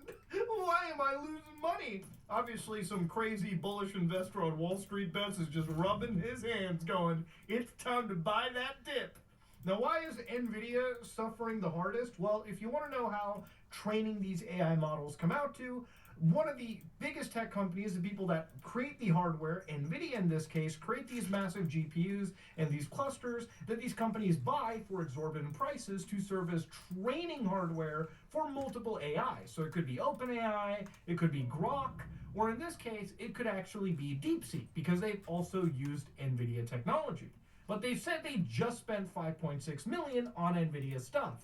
And how they apparently did that was because, so right here, the H800 GPU, so they're not using like the newest or the most expensive GPUs. They basically said that they can create something super duper efficient that requires, again, a fraction of that compute power. And the reason, again, why NVIDIA is falling is that usually they're able to flood the market with like tons of these chips. So now the market is realizing, whoa, maybe we're putting way too much, maybe we're putting way too much stock on how much each of these chips are needed. If you can get this DeepSeek stuff done with a fraction of the compute power and all the hardware, maybe the market should kind of correct itself. Cooking Boy here writes, H800 has a fraction of the computing power as the H100, let alone the new B200, and retails for cheaper with less profit to NVIDIA. If cutting-edge models can be trained on much less compute, then there is less demand for the highest profit margin, most expensive GPUs from NVIDIA. At least that's what the market fears, and I think that's the most succinct way to kind of put this. Now, since you can't access DeepSeek, V3 right now because of a cyber attack, if you have the hardware, meaning you have some serious, like actual, we're talking tens upon tens of thousands, if not more, dollars worth of hardware, you can go to Hugging Face and actually download the most, like, their actual model right now. So, for instance, 325,000 downloads as of a week ago. This is a 685 billion parameter model. So you can just download, again, DeepSeek V3 and try to effectively run it on your actual hardware. And some people, from what I've understand, actually have tried. But we're not going to do that. So to run DeepSeek, it's pretty simple. First thing you need if you have, and I'm going to make this guide for people that are using Windows, which is the majority of my community. But of course, if you have Linux or Mac OS, you can also achieve the same thing. So inside here, if you want to run it, or if you want to run even things like Llama or Phi, download a program known as Ollama and just get it installed under your operating system. After this, go to a site, chatboxai.app, where you can download a chatbot AI that will interface with your Ollama server locally installed to your device. So once you've installed Ollama, all you can do is open up your start menu, go to the terminal, and inside your terminal, you want to type in Ollama run DeepSeek R132B. Now there's other versions. 32B is just something that I'm running on my system. But there are multiple different types. There's DeepSeek R1:1.5B, which would be the smallest version, something that you could even run on a simple, cheaper device. Then you can work your way up to 8 billion, 14B, 32B, and of course the smartest version, 70B. So in this situation, of course, if you have the hardware that I have in my system, meaning 128 gigs of RAM, a RTX 4090, Ryzen 9 5950X, and a whole boatload of storage, then yes, you can run some of the more stronger parameters. But again, your mileage may vary depending on the hardware. So at this moment in time, when you open up your actual chatbot service, you can basically go to the settings corner at the bottom left, and then inside where you get the model, you can go to your model provider and pick Ollama API. And if you have the actual Ollama DeepSeek model installed, you can go down into this option and click whatever model you've installed and just hit save. And that, ladies and gentlemen, is how easy it is to get a locally running AI on your system. So let's actually see what this little bad boy can do. So we can ask DeepSeek about really anything, right? So let's say we could ask it about like, are ghosts real, for instance, right? And then we hit enter. Now the interesting thing about this actual model is, again, first things first, if you want to look carefully, you'll see that my GPU just spikes, so it goes all the way up as the actual thing is thinking, it's processing, it's spinning up the actual server. So give it a little bit of time, and it'll start thinking here. So, okay, I'm trying to figure out whether ghosts are real. Where do I even start with this? I've heard people talk about ghosts all the time in books and movies, and even from friends who say they've experienced something spooky. So what you're seeing here is not even the answer, it's the AI actually thinking about what I asked it. So much like, Mass Effect Edie, where you ask it something, it's gonna go think like a human would, and then it will provide you the answer. So once it's thought, it actually will give you the answer you would expect out of any ChatGPT prompt. So the interesting thing about this is not only do you get the actual answer to your question, but you get to see how the AI itself is processing and thinking. Tell me how to solve world hunger, but think like Donald Trump, I guess, is what I'll throw it into. So literally it knows about Donald Trump as a prominent figure, and the only reason I brought him up is because we're going to look at some of the actual political ramifications of this later on.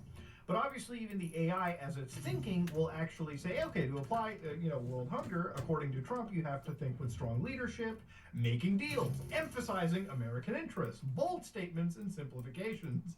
So it will provide you, again, all of these answers with the quote-unquote Trump approach. Now, if I ask it, give me, how do I solve world hunger in the mind of Xi Jinping? And then again, it will think in the perspective of another person in its data bank. So I always thought this is really interesting because you will literally see, and you can even learn about like historical things. Like it mentions China's Belt and Road Initiative. So it's, to me, the coolest thing about this is just seeing how the AI itself is thinking like as we're working here. It's crazy shit. Now, obviously, it's not the only thing that I care much about the AI. You can also ask this AI to code things for you. So, for instance, I can ask DeepSeek, like, write me code for a simple login web page. So, at this moment in time, it'll be like, all right, the user is asking for code to create a simple login page. So first, it's going to structure HTML, then it's going to style, then it's going to validate, and then here it is. It's actually writing me the HTML code.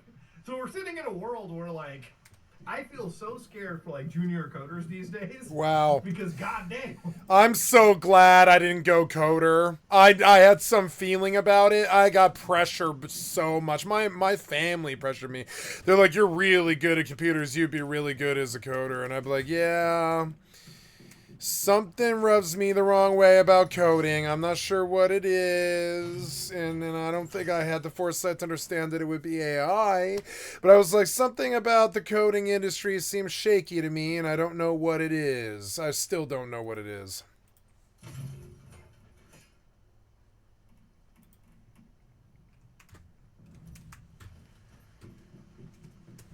I am upgrading weapons, yeah. AI is really coming for some of the jobs that people least expected to lose first.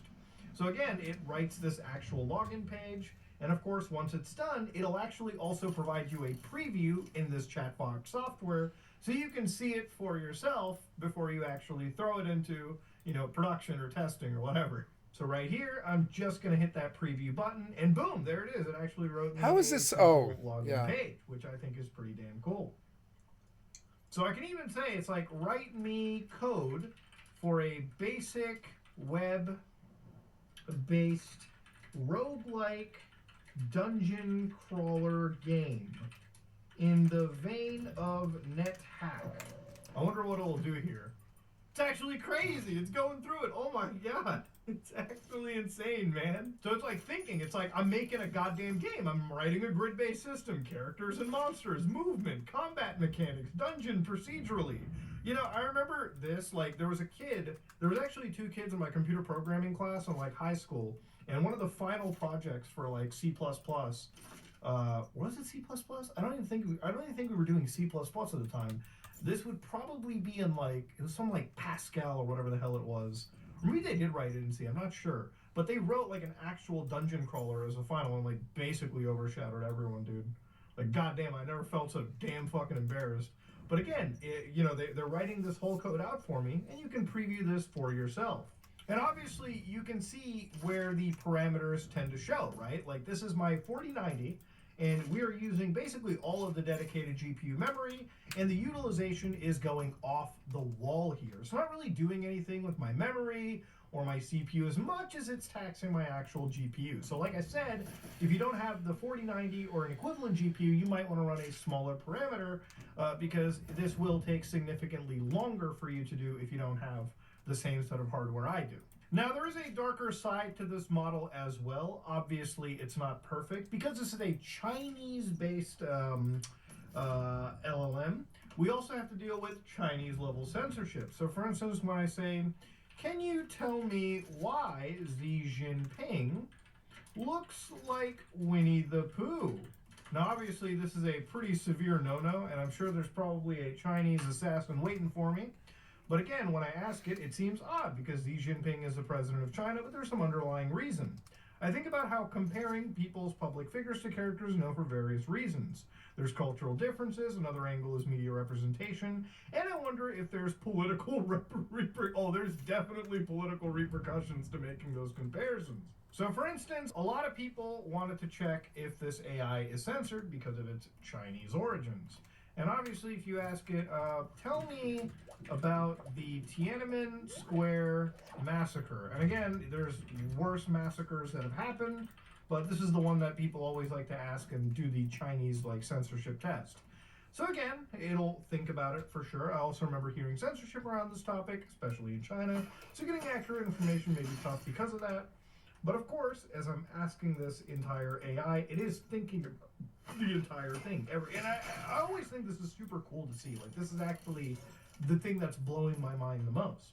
Actually, in this case, DeepSeek is not really hiding anything. It really is talking about the timeline led by students and intellectuals, the protest call for democratic reforms and freedom of speech.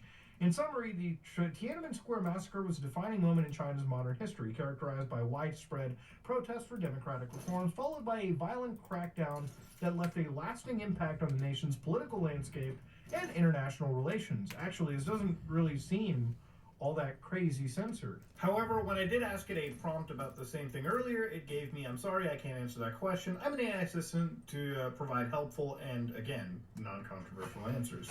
So according to this, one of these articles where they asked it about, like, serious questions, one of them was, let's see, can you tell me something about Winnie the Pooh? The bot generated an answer and quickly pulled it back. Sorry, that's beyond my current scope.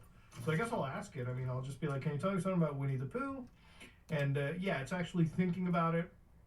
And a child to Pooh, so I'm writing a paper on him. Yeah, it's actually thinking about Winnie the Pooh. It's crazy shit. I don't think it's actually censoring anything. Maybe the DeepSeek R1 model isn't like the censored one, but that wouldn't make any sense. It's still coming out of like, China and everything. It still goes through and explains Winnie the Pooh to me. So again, I don't know. Does he look like Xi Jinping? I'm sorry, but I cannot get engaging comparisons between fiction. Oh yeah. Oh, this is definitely a Chinese AI, that's for sure. God damn. It knows. It's like I gotta respond. I can't be doing this. We gotta shut it down. So all right, that's enough playing around with DeepSeek's R1. Obviously, it's not directly comparable to something like ChatGPT. That I believe is the V3 model, which unfortunately I was unable to use because of this quote-unquote cyber attack that's been happening onto them. Now, obviously, one of the big things that also came out of DeepSeek was that it poses a serious privacy threat. And it caused people to actually start looking into their privacy policy. And one of the things that showed up was they literally, when you use their services, they collect your text, audio input, prompt, uploaded files, feedback, chat history that you provide to their models and services. Like I said earlier, when it came to self-hosting, this is par for the course for literally every single service. Now again, even when you go to OpenAI's privacy policy, again, if you're worried about this Chinese application spying on you, remember the same user policy for OpenAI, so that they also collect personal data that you provide to the input on their services. So anything you upload, such as files, images, audio, anything you provide can literally be used by them, okay? Literally, they say personal data. You collect information from your browser or device, automatically sends when you use our services. Usage data, device information, location information. So if you are genuinely worried about being spied on by DeepSeek, then you should equally not be using something like OpenAI's ChatGPT. And again, this is one of the reasons why I say if you want to be ultimately safe from spying or any form of privacy busting, use these AIs as much as you can on local devices. There's distilled light models that will run even on cell phones to this day. Again, that's my extreme end. If you're worried about your privacy, DeepSeek is not the only one interested in busting it. And there have been other things that have come up, so I'm going to kind of end it with this. One of the things that I saw was Trump apparently pledging that there was going to be tariffs on things like steels, but more importantly, semiconductors. Now, for anybody that doesn't know, one of the largest semiconductor companies in the world is TSMC, hosted in Taiwan.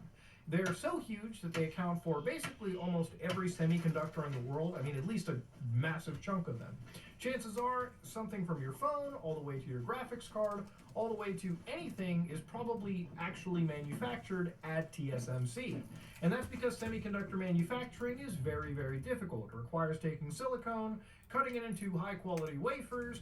There's a super complicated process on making these things, and of course it requires the intelligent minds that only few areas really exist. It's a very complicated procedure.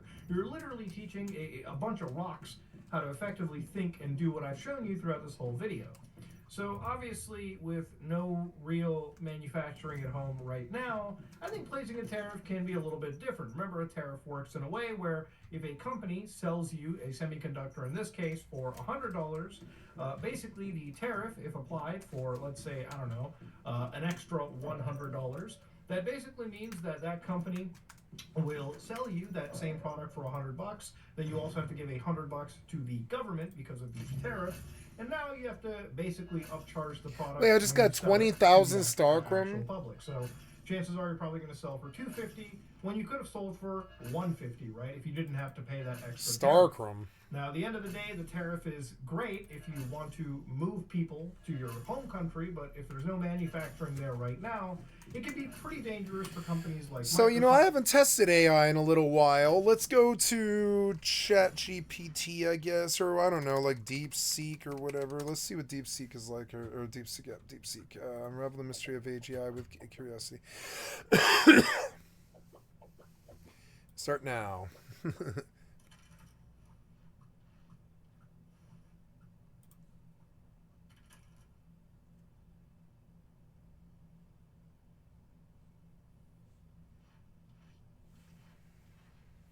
I'm gonna pull this down and register for DeepSeek.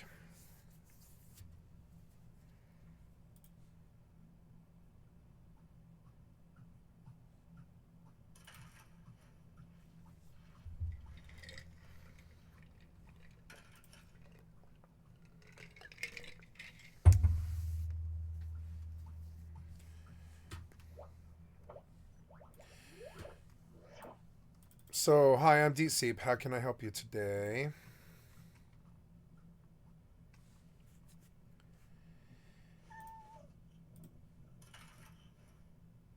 Hi, I'm DeepSeek. No, that's not what I wanted.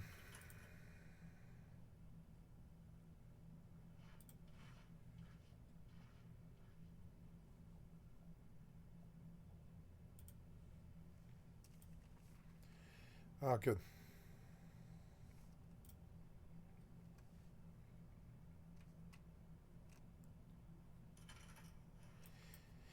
In the game, once human.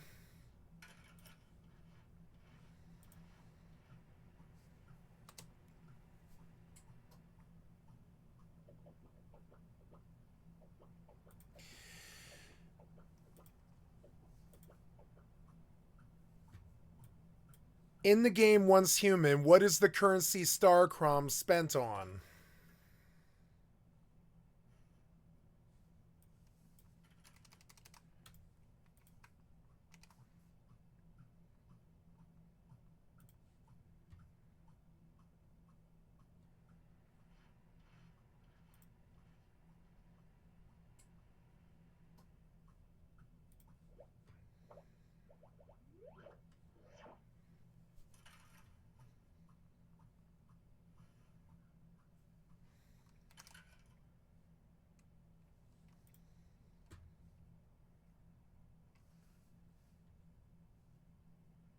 Oh yeah, the wish machine.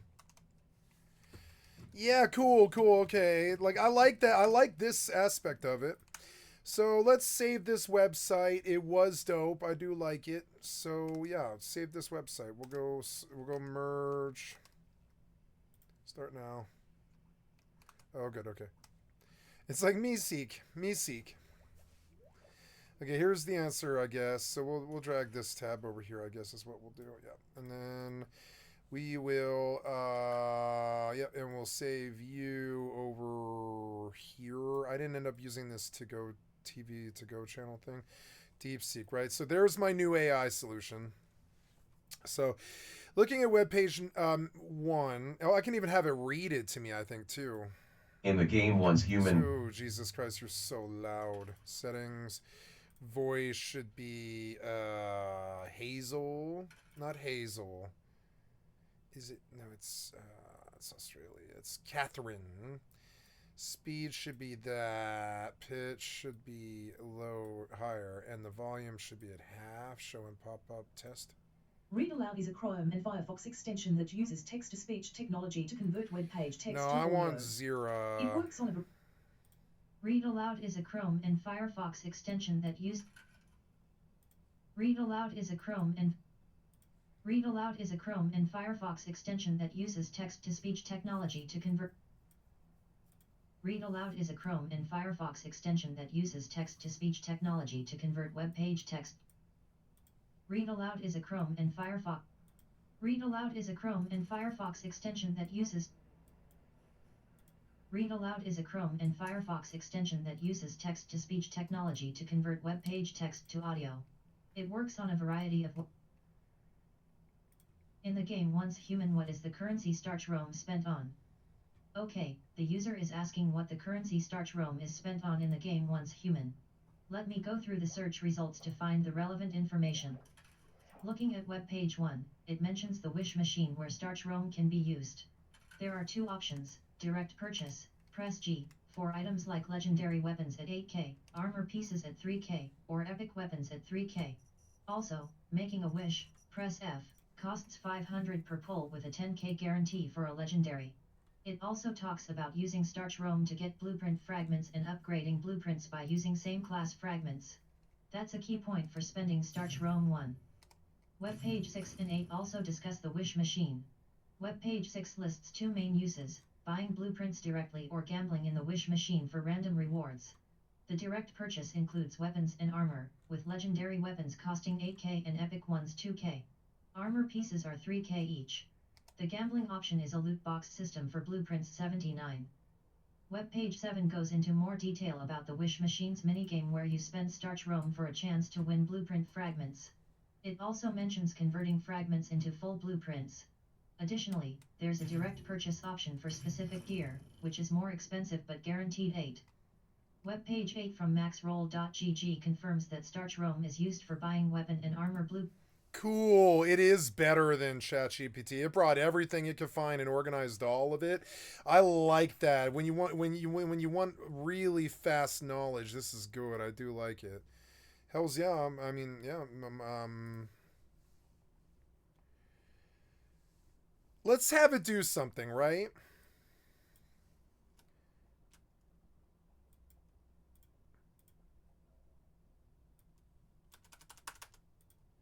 Why can't you? Okay. Oh, I guess you can't. Like, okay. So I go back and I start again. So how can I help you today? Let's have it. Hi, I'm DeepSeek. No. Let's have it.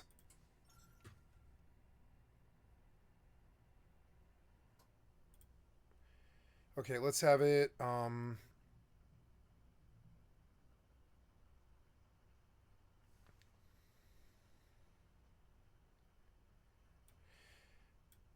Compile a list of film noir films that are in the public domain and rank them by IMDb rating.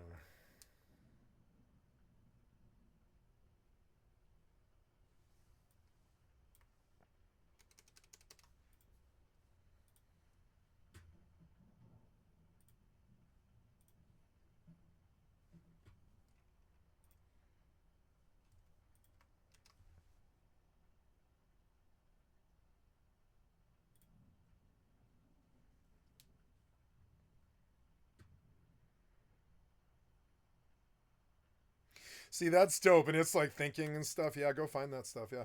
So, okay, so we got 2 new pieces of armor off the wish thingy, which is good. A new helm. Oh, no? Oh, I don't know. New. No, I guess I didn't get those things. I don't know. Oh, they're BPs. Are they BPs? Yeah, they are BPs. So we have to make them. Okay, so craft armor. Yep. Insufficient materials. I'll need beryllium crystals. I'll have to do some farming before I can make it. Yep. Yep, I have gloves and helm. Yeah, cool. And I can't make this one yet because I'm short on beryllium crystals. I'll have to go run something. It's 4 a.m. I think it's safe to run to that place. I've got bullets. Yeah, I need to be able to repair these guns first and foremost. So I need to go start farming and stuff. I'm gonna go to a level 20. What level am I? I'm level 20. So yeah, we'll go. Ooh, what's that? What is that? Let's go to that, whatever that thing is.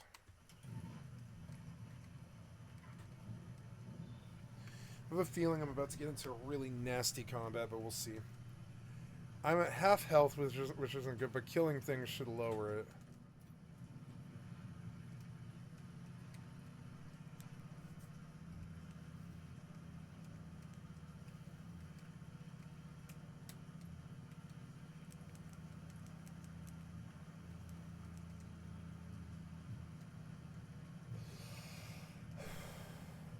I've been thinking about making my W key auto run.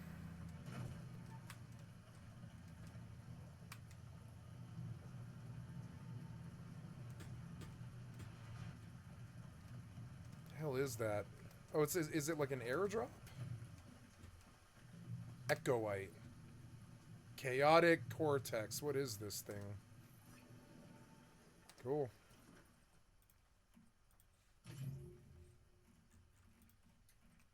I'm having so much fun.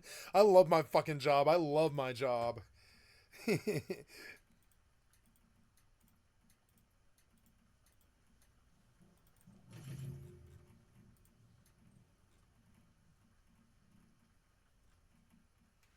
This heater is now a little bit less degrees than I need.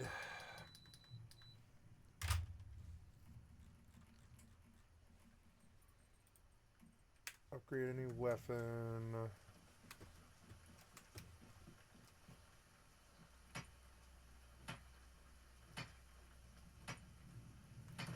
Oh yeah, I was gonna calibrate.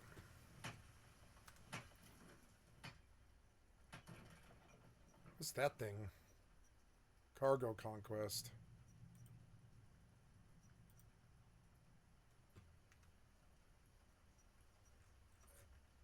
Wait, is he on the road or what? Ah.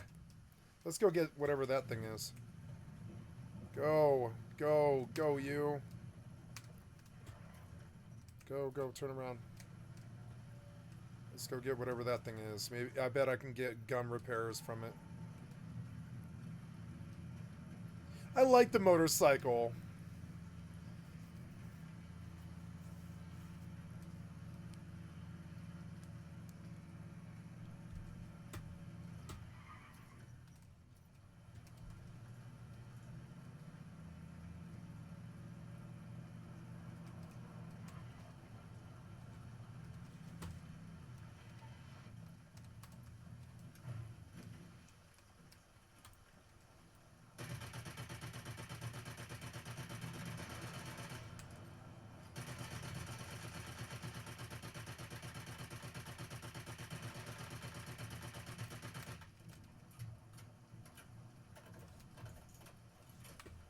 Stardust, you see them from the line? I don't understand.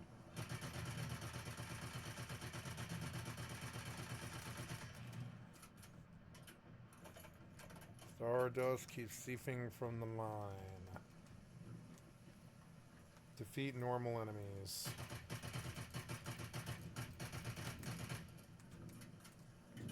Hey, what are those things? The hell is all that? You have been chosen by the seed of life. I don't know what that is. You have become the host. What does that mean?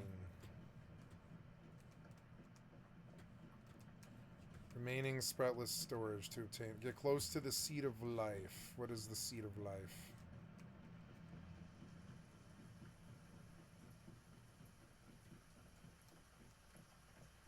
Disengage, countdown.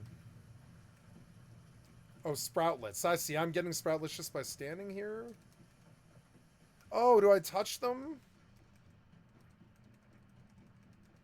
Oh, okay. If I touch them, I get sproutlets. Ah, okay. I didn't understand what the game was, but maybe I do now. Okay, okay.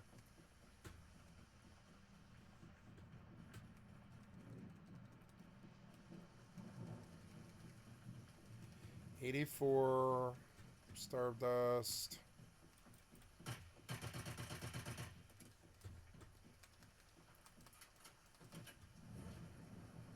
Do I need to, like, melee them? You have become the host.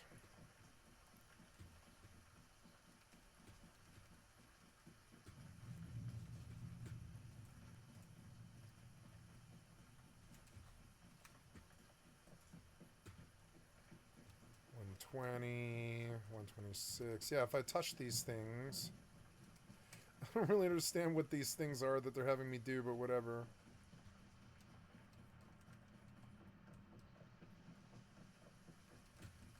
Hunt and feed the seed of life. I don't know what that means.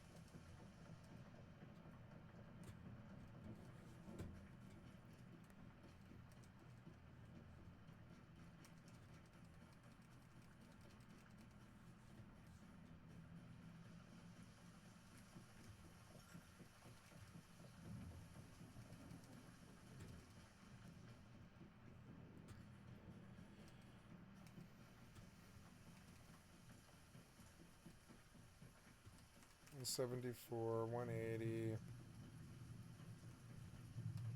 186. And I was able to... Ooh, I got a deviation, a jelly deviation. Nice. But it's like on my head. Sproutlets.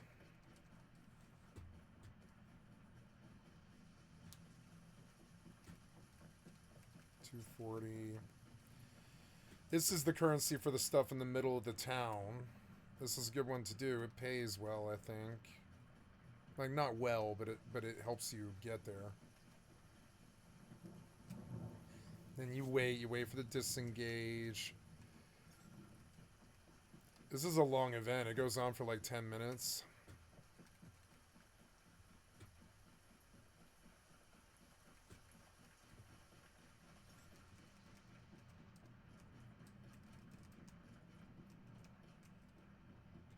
$258. 264. 270. 288. 294. 300. 306. I don't think I'd have to do anything. I just have to... I think I just got to stay by one of these. That's all.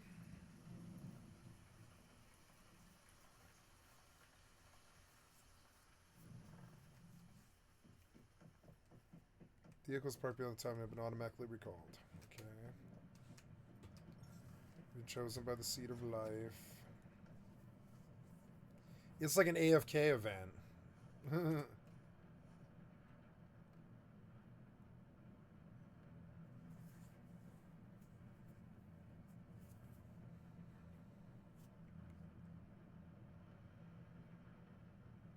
I wonder what the jelly does.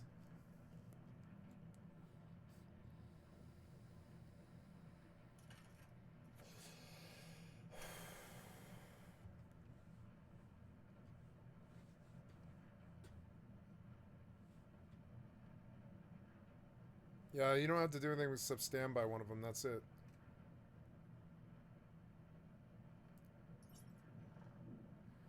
Ooh, polar jelly.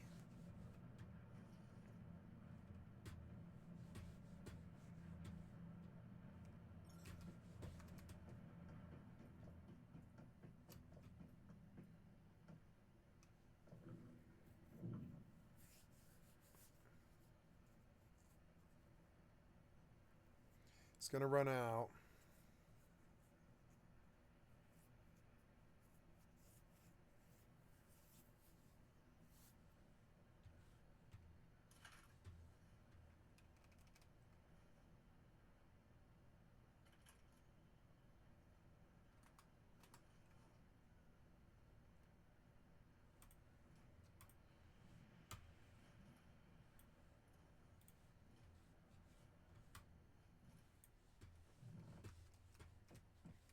Nice, 474.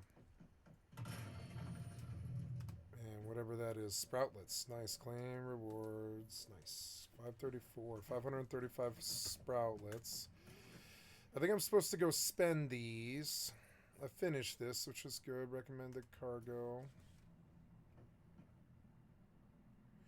Open sprout loot crate and leave the area. Okay.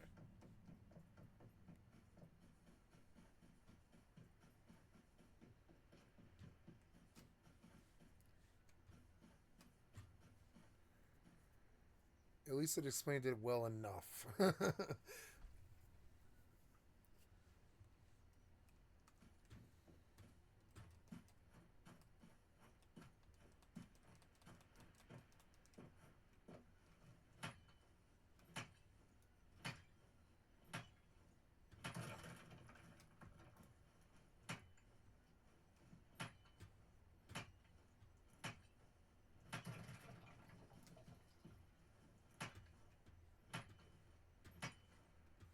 There's a hard mode.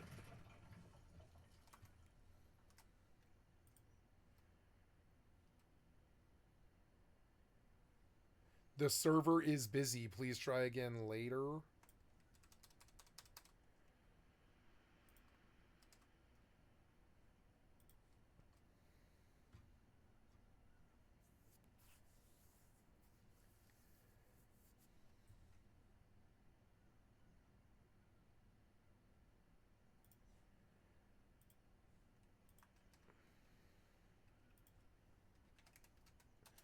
I don't know. This thing's already failed me on the second question. I don't know if I trust it.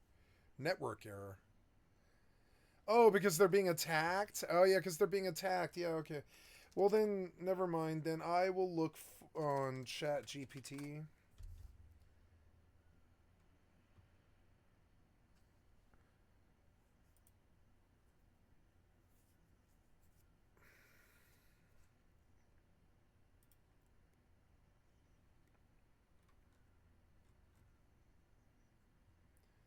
Yeah, download the ChatGPT desktop for mobile for desktop. Download for Windows.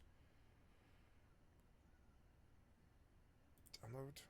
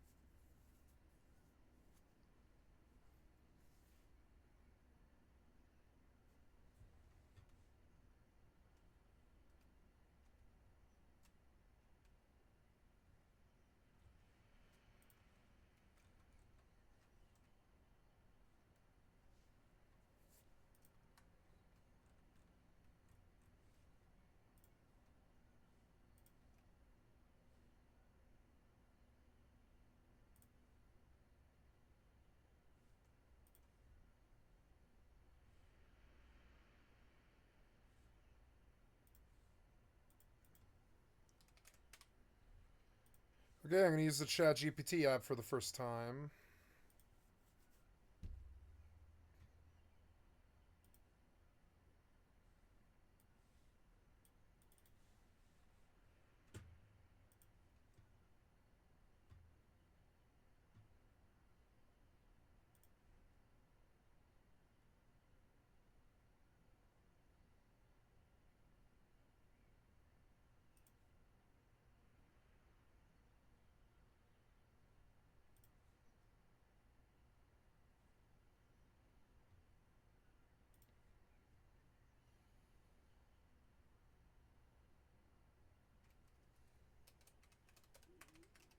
What? Oh my god.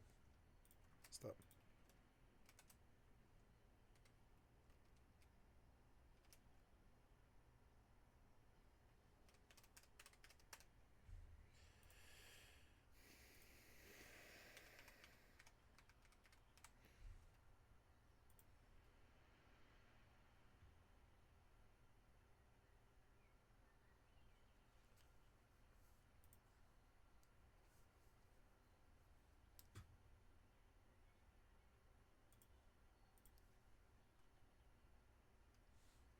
Ah, good. Here we go. Quickly access ChatGPT. Use the shortcut to ask questions, upload files, or take screenshots from anywhere on your computer. Press Alt Space to open the companion window, and I can just get Alt Space, huh? Alt Space. You can change the shortcut in settings. No, I like Alt Space. Oh, cool. Look, I can get an instant AI to help me with whatever. So, compile a list of American film noir films that are in the public domain.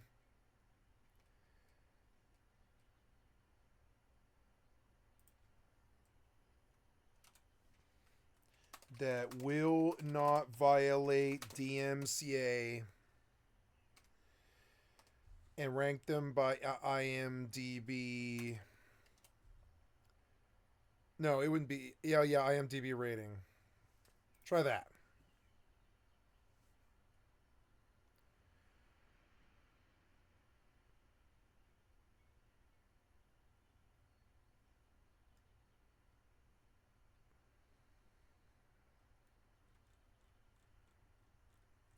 Oh, look, cool. It's like still working.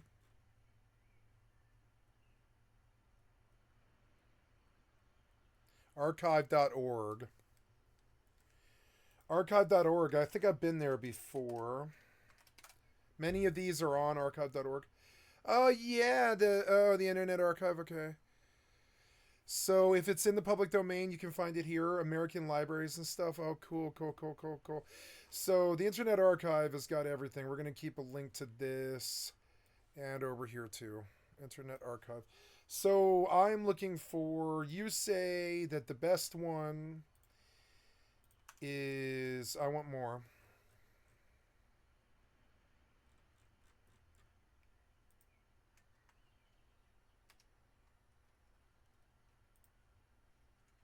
Compile a list of 300 American film noir films in the public domain and rank them by IMDb rating.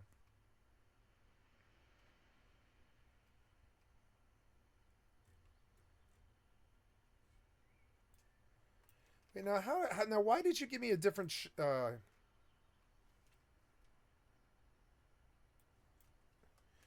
compile a list.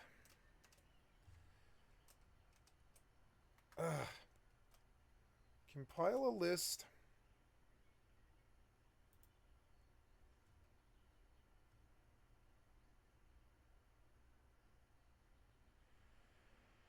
The tab problem on the other computer is better than the control issue that I've currently got. And so I'm going to switch keyboards. This control issue is driving me crazy, crazy. Yep, and I'll just run it sucks to not have tab.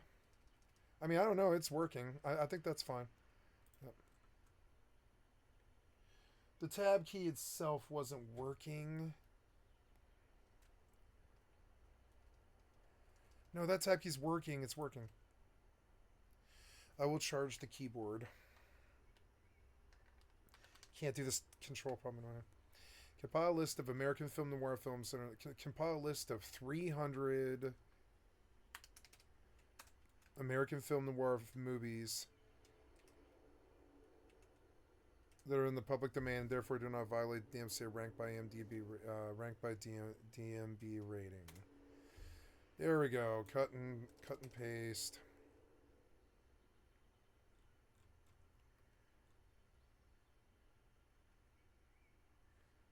Yeah, thorough verification. Yeah, since public domain status can sometimes be debated, I'll focus on as well. I recognize this public domain. Everything. Cool. Oh, cool, cool. Look how good this is. Look how cool this is.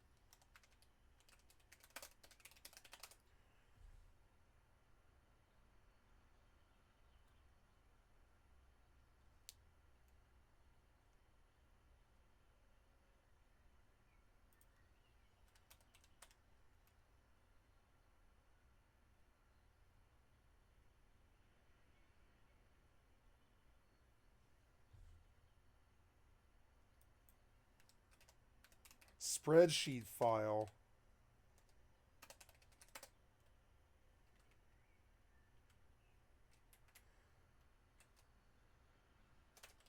Both.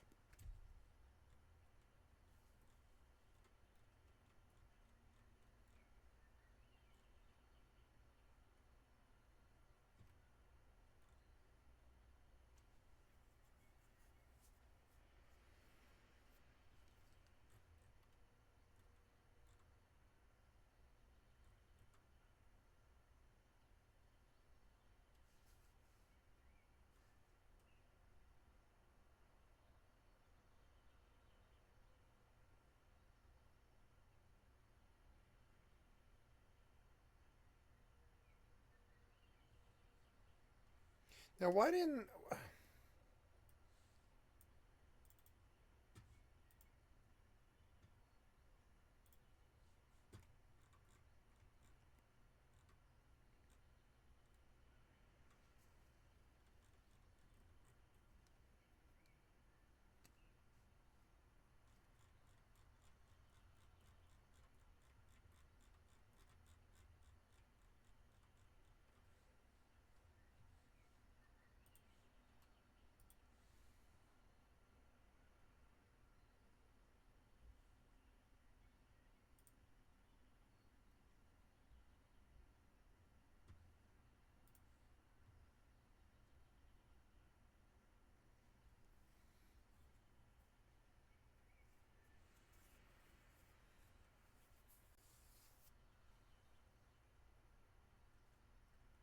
Santa Claus conquers the aliens? Oh my god. So these are the ones that are film noir.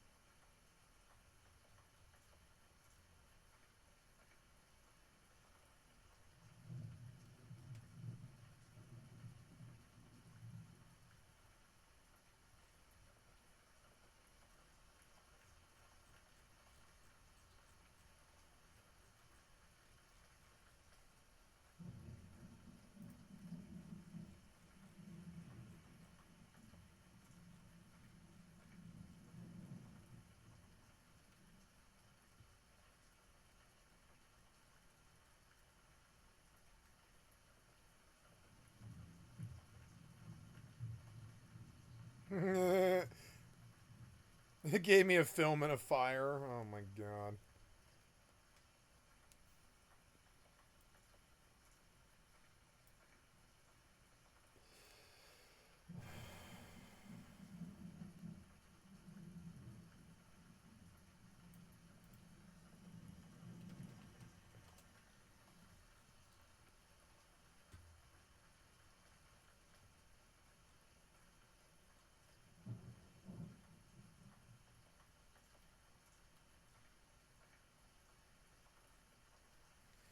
So it's...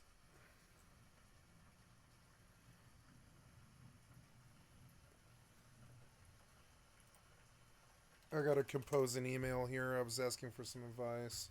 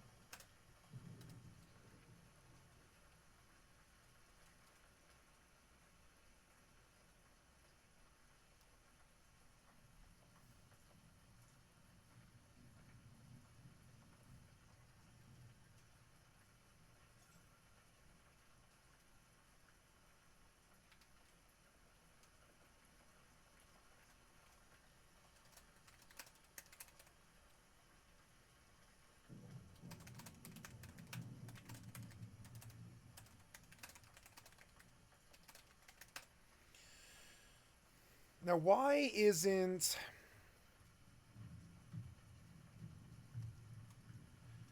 Now I want to go verify. Is Sunset Boulevard public domain? No.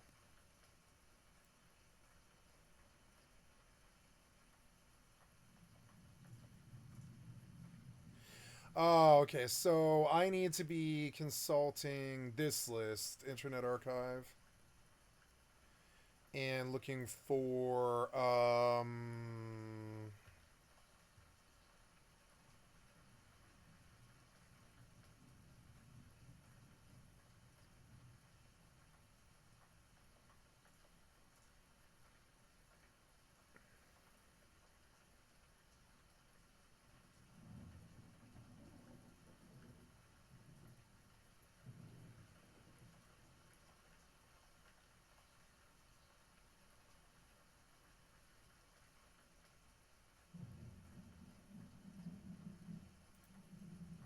no, I can't do the movie that I wanted to do. I thought I got a different answer for this.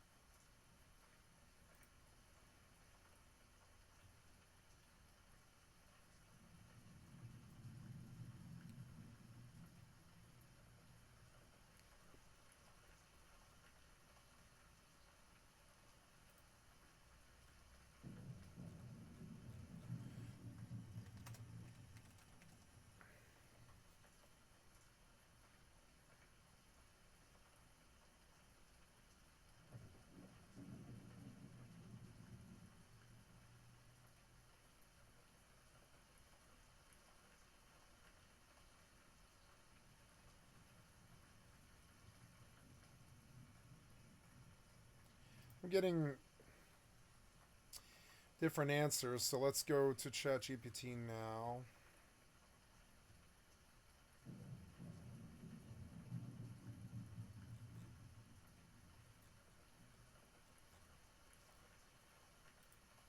Uh,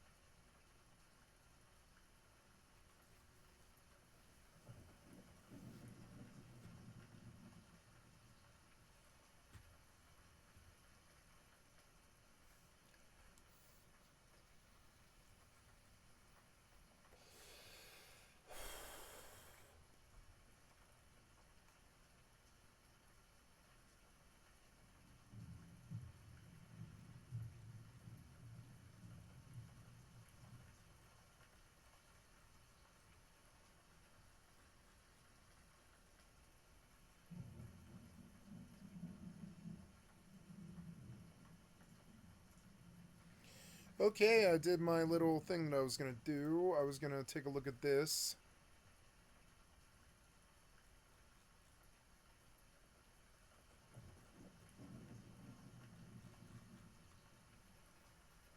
Scarlet Street is the movie that I should watch, I guess. So, but...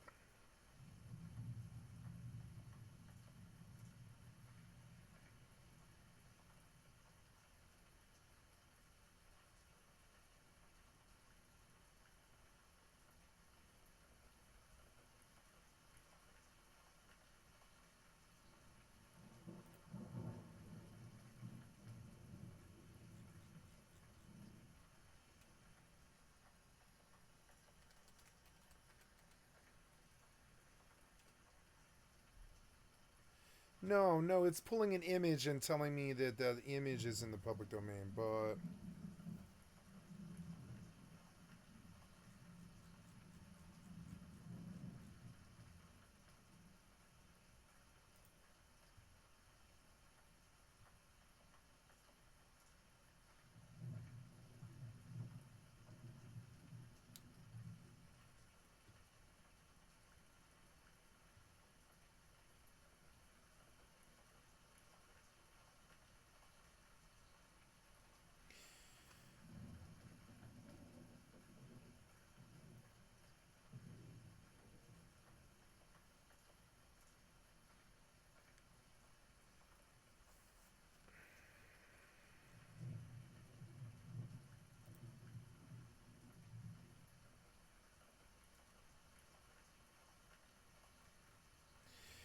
Okay, so public domain. Let's ask the ChatGPT for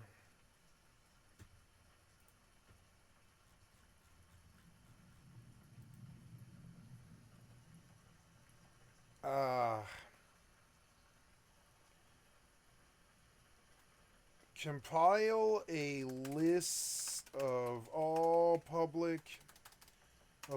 silver screen public domain movies that are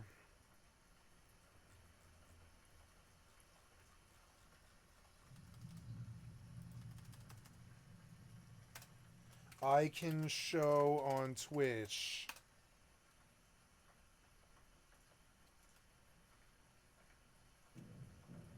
Of all public domain movies.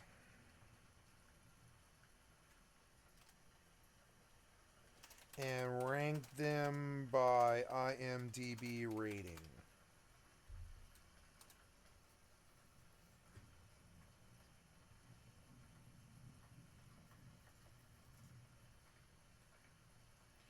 Compile a list.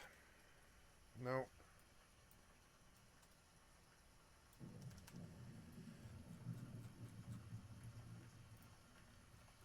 No, I want a different thing. No, I want you to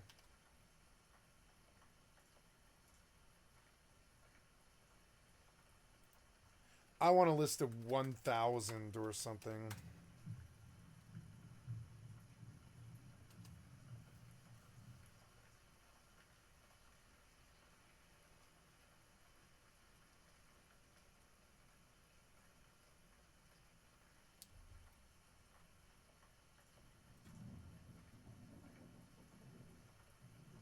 Compile oops.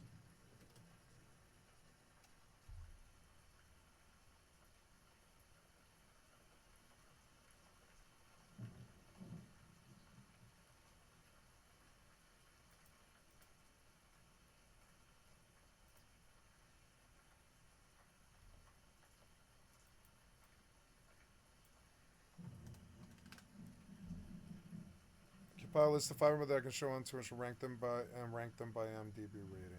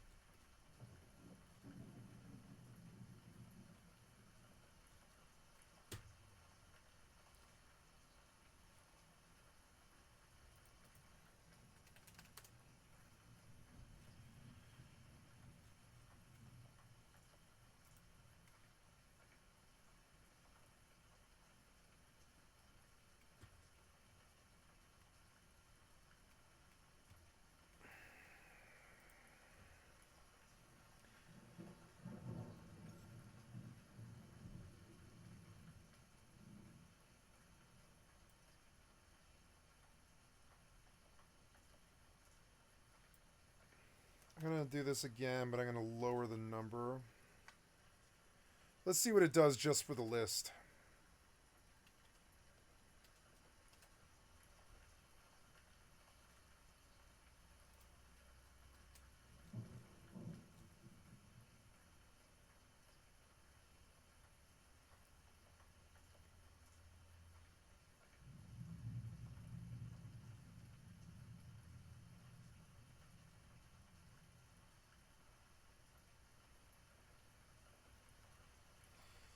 See, it's not answering.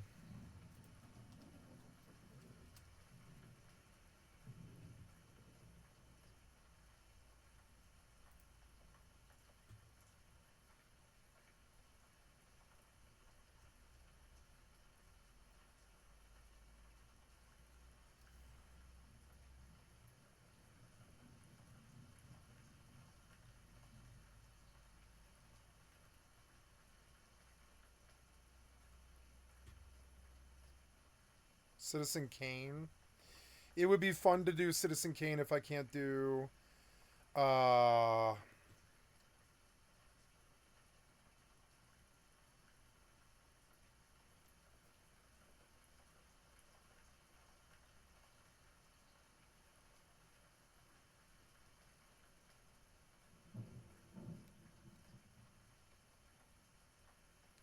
The Great Race. That's a funny movie.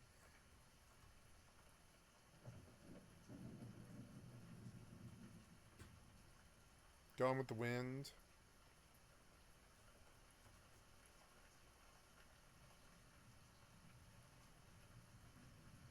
Quite extensive. Curated.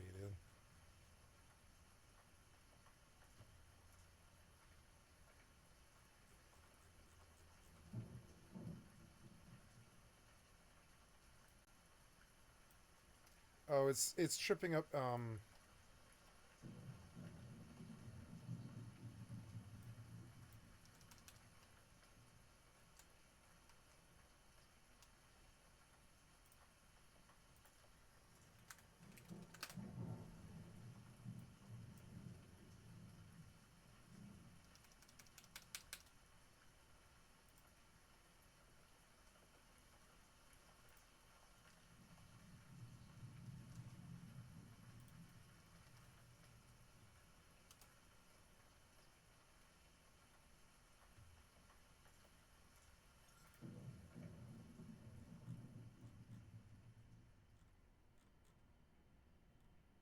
The Maltese Falcon's really good.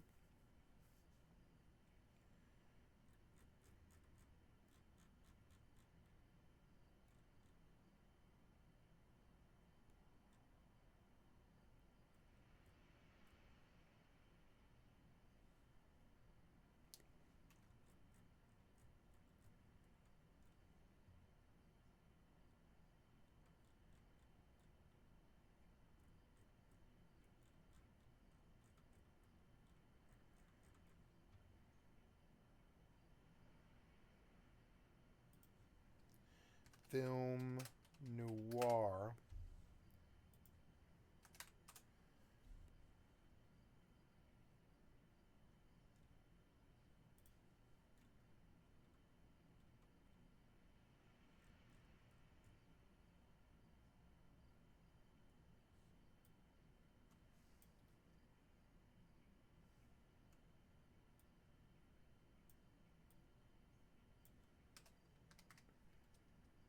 Two Twitch.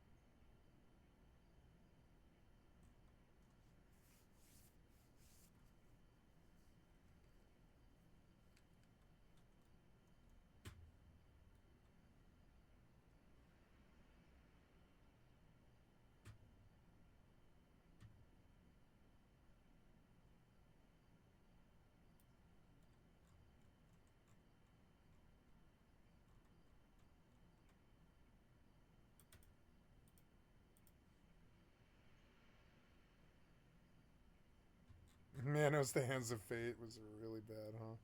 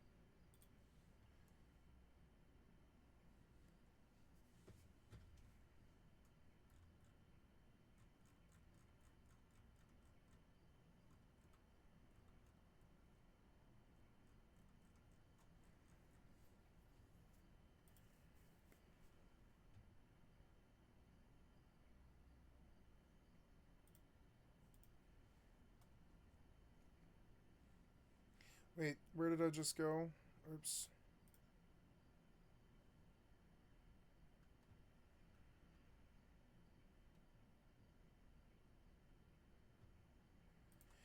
Public domain movies ranked worst to best, right? And so if we come all the way down here.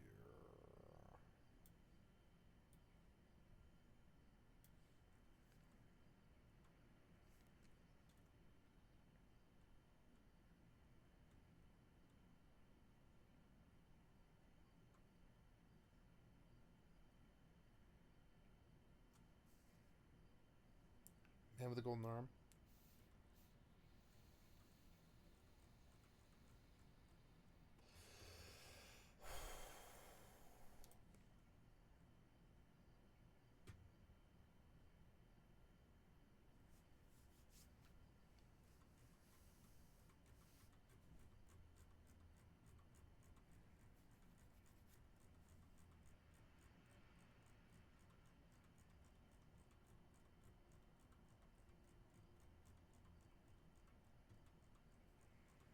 A lot of it's hard to do.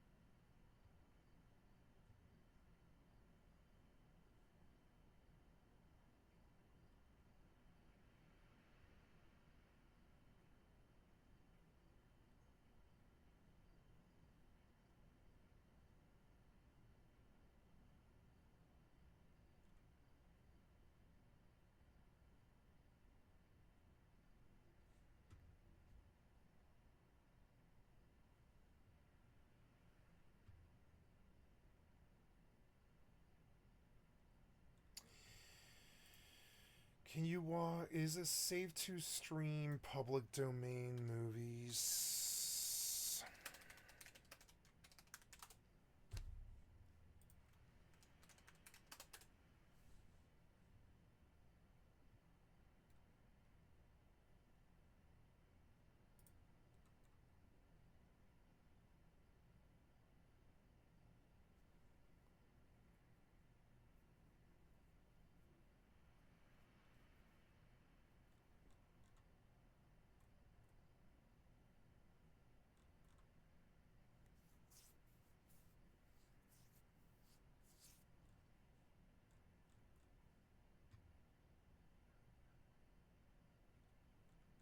Yeah, I can do this, but is it safe to stream Sunset Boulevard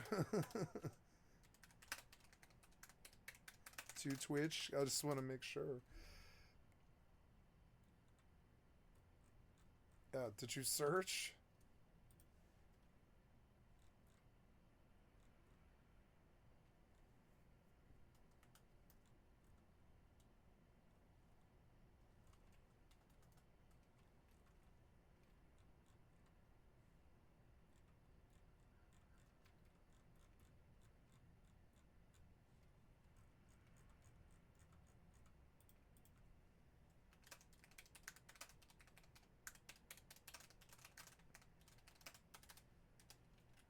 Yeah, they let the copyright expire, I think.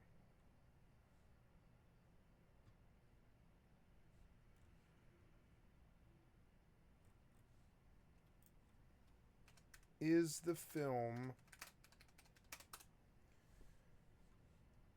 It is, yes. The copyright was not renewed. Yeah, it is. Yeah.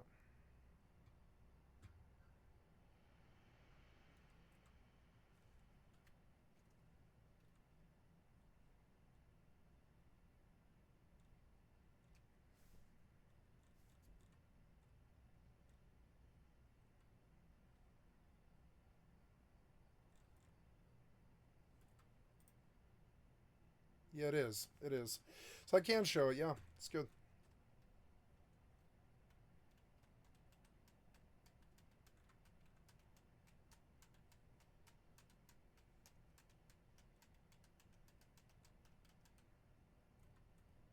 But not for the normal reasons. It's because good films that have let copyright expire, right? Oops, I misspelled.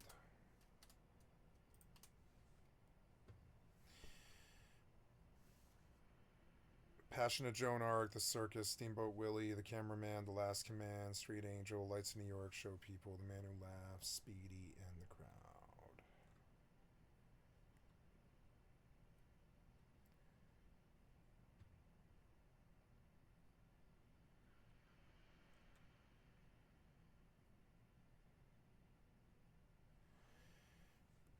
Woman in the Moon. Blackmail, The White Hello, Pitspello.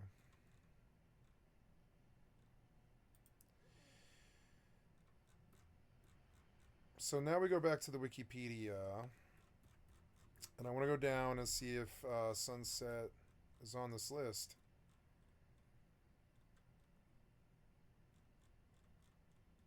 No, Sunset's not on this list. That's weird. Oh, I didn't get far enough, but... Yeah, the Superman's cartoon series is...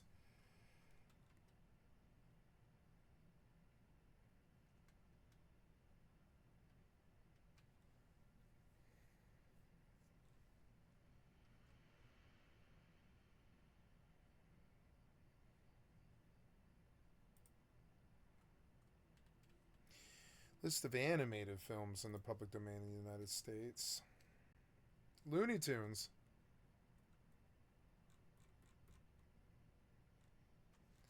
Merry Melodies, Popeye the Sailor. So, and if I want to watch these, I just come to this site. Public domain, not feature films in the public domain. Yeah, feature films. Let's see. Night of the Living Dead, His Girl Friday, House on Haunted Hill, Just to Kill. But yeah.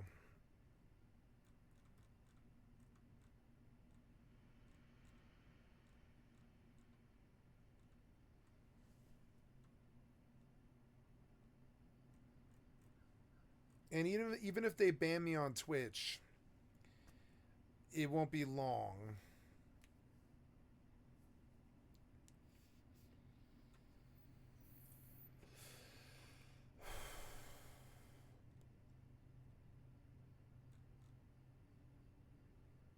Frank Sinatra.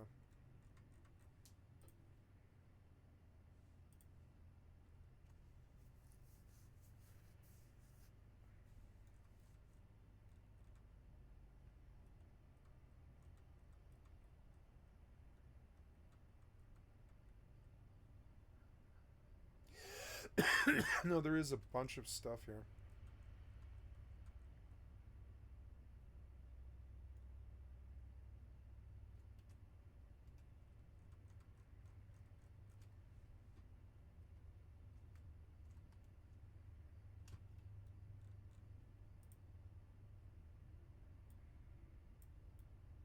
Have you finished?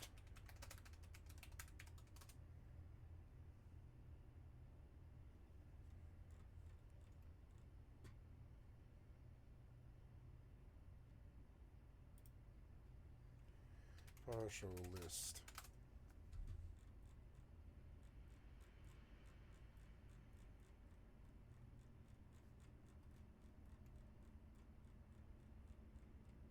Phantom of the Opera.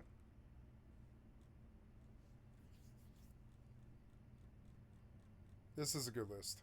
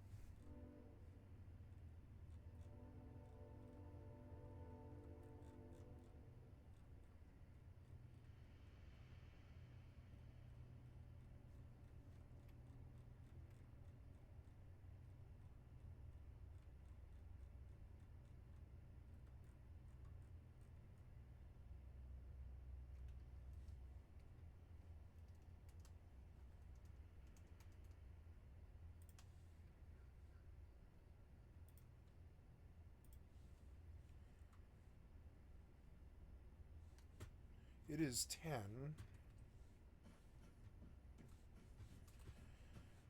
I am out here. What is it that I'm doing? I'm going to... Well, let's go get that thing, I guess.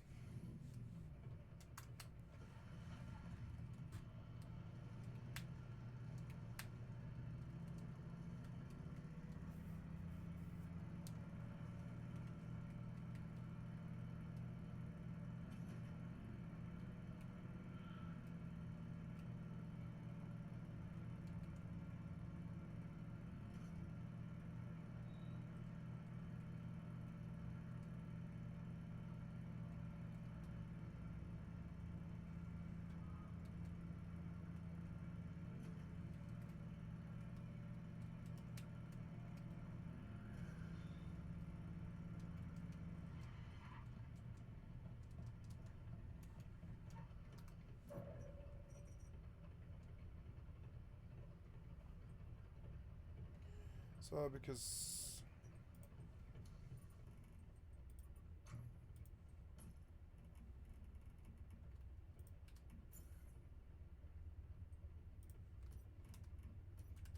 Ah, there we go.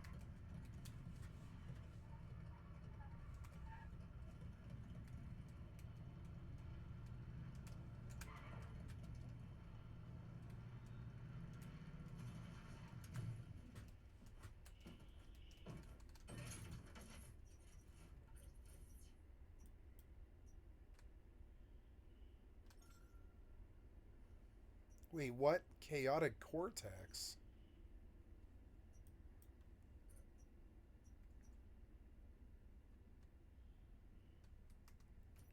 Chaotic Cortex? What do you mean Chaotic Cortex? Okay, but I'm not at the teleportation tower. Take me home. Can I go to my camp? Alright, screw it. I'll just ride home. I don't know what your fucking problem is.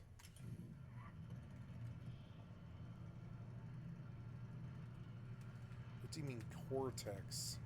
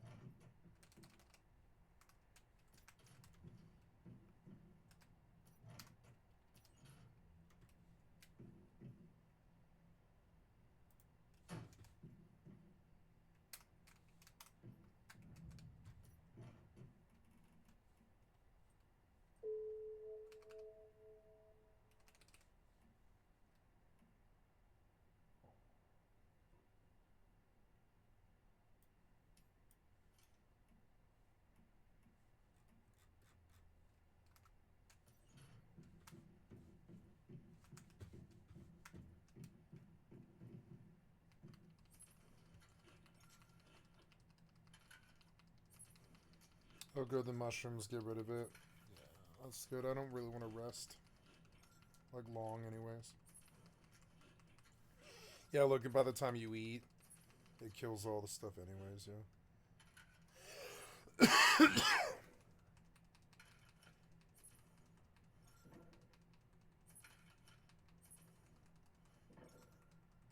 5 a.m., that's good.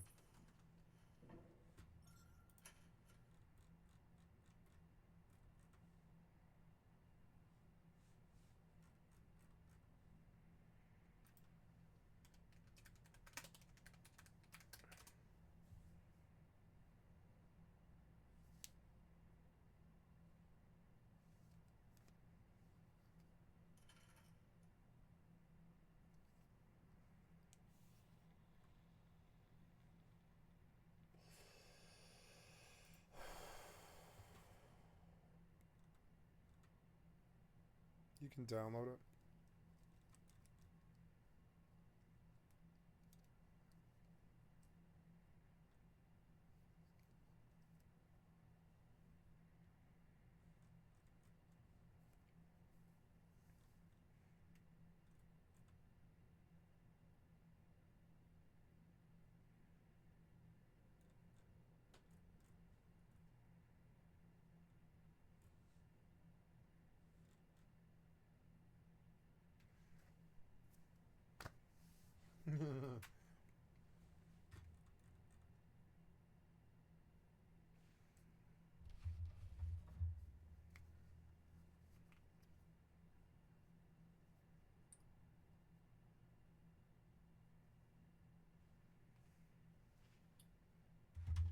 Hey, I can see what time it is now. Yay.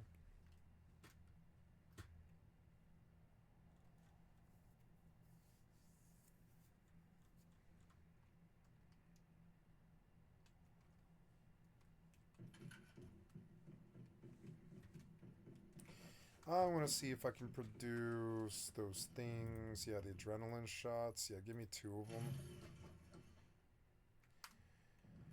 What's an anti-blockage? So we set the territory teleportation cooldown.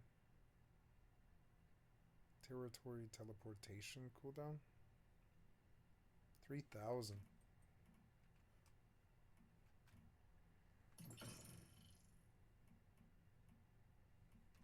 How's my ammo?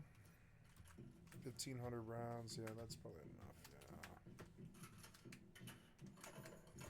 Maybe I could reduce AP now. Copper AP. Would take gunpowder.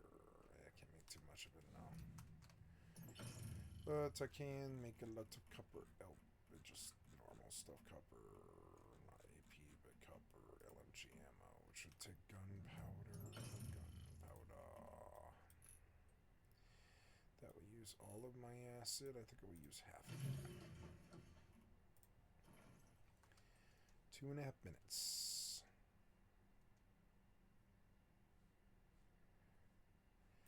Okay, now that it's past prime time, I will consider going out. I think I'll wait another 2 hours, but I'm going to go back out to Faction Warfare.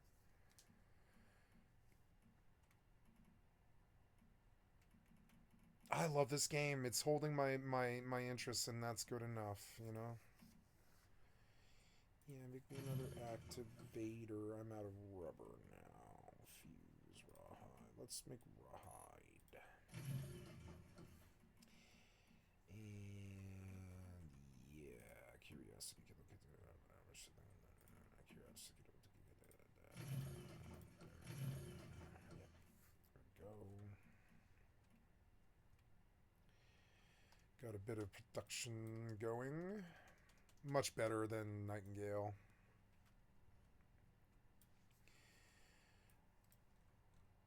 I have 364,000 K.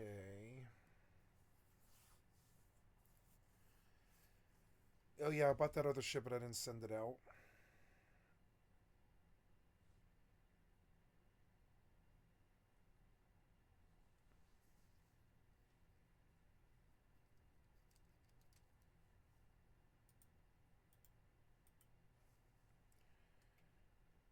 I want to talk to you. Behavior, hold position. I want you to, nope, I want you to local auto mine, ice in second contact to flashpoint. Confirm.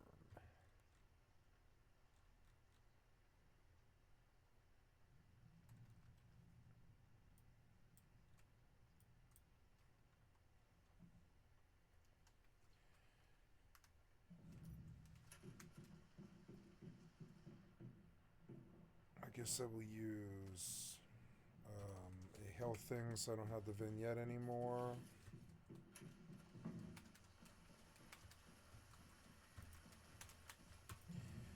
Rainy day, which kind of sucks, but I mean, I can't do anything about that.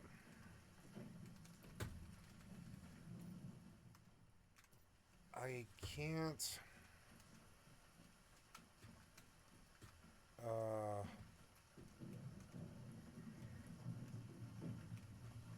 I can't fix my thing. I think I will move it.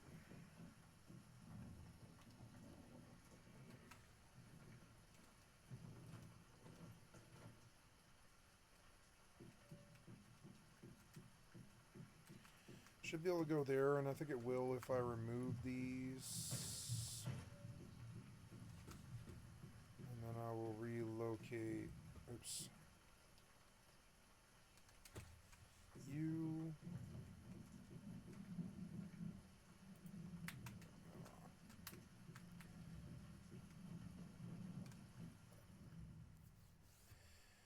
Vehicle repair. Hold to confirm.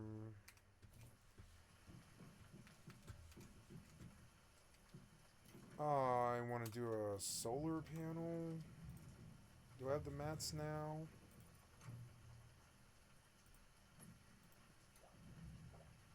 No, I need refined parts and fireproof plastic, and I'm almost there, but I'll probably have to run a dungeon. Okay, and then we repaired my bike before it blew up, and now we're on our way back out again.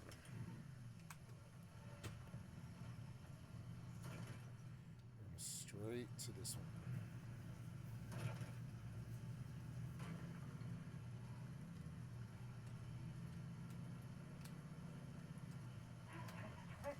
Someone getting tired of living?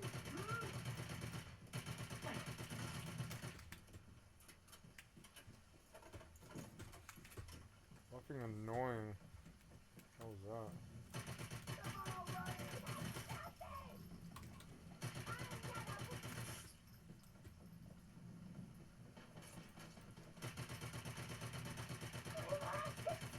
Get rid of 8 gunpowder.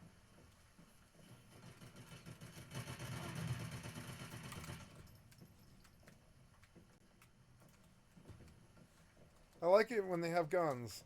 It feels a lot better. I didn't know they had guns. I didn't think these things ever had guns. Awesome. I wonder if it gets better. I wonder if there's like better stuff. Oh. Oh, come on, buddy.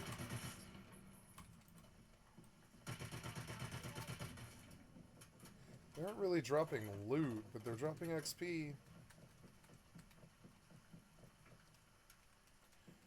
Wait, how did I do this? Oh, that's Z. Oh no, I turned B on or whatever. No.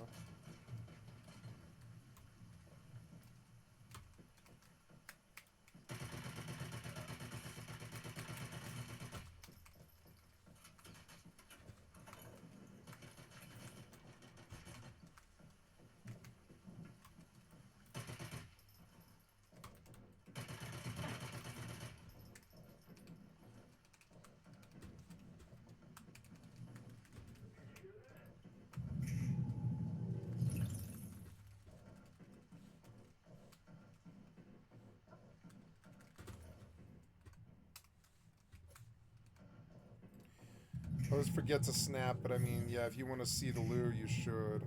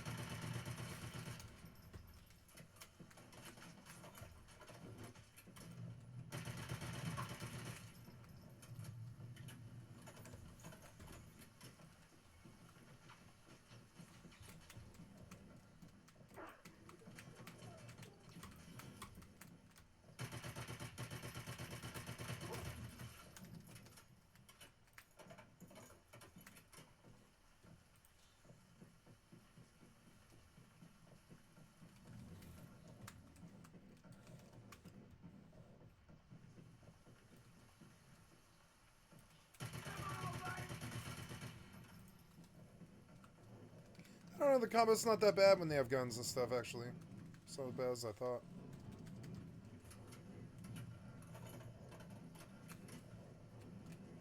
Did you hear that? Get ready to eat gun! Get ready to eat gun?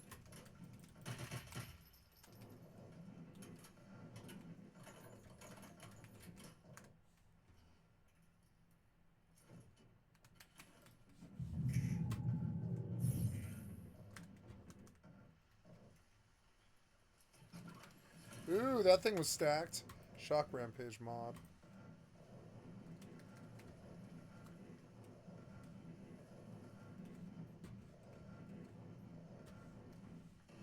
I love this game.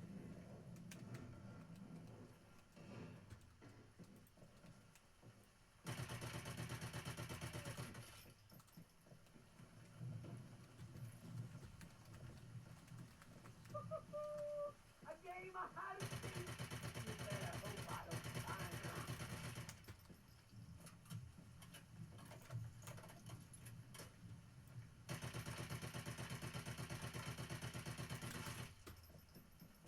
Did you hear that?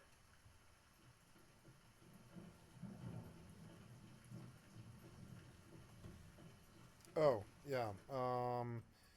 So now I have like all kinds of fucking gear and stuff. And I mainly don't want you to show it.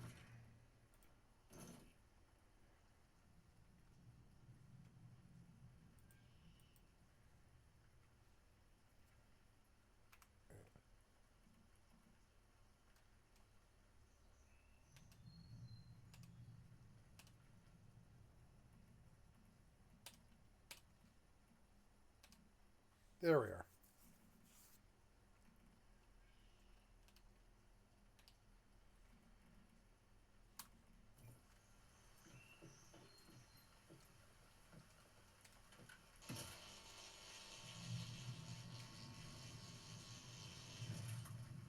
Okay.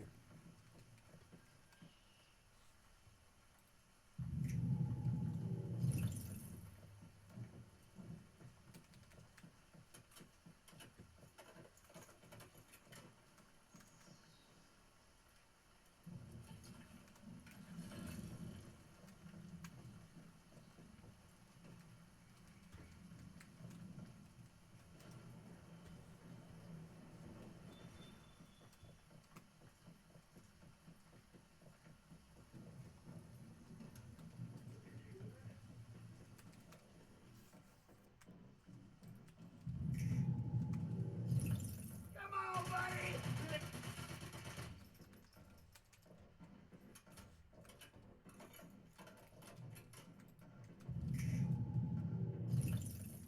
You gotta find stocks and stuff, such.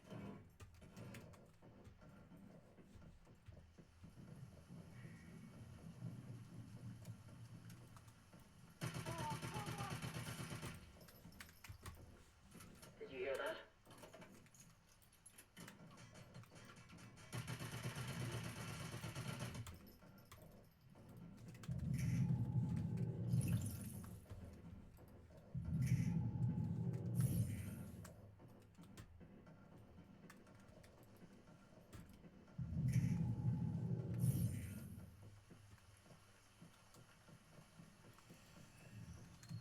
You know, I think I'm gonna try it. It's stupid and weird, but I'm gonna try it.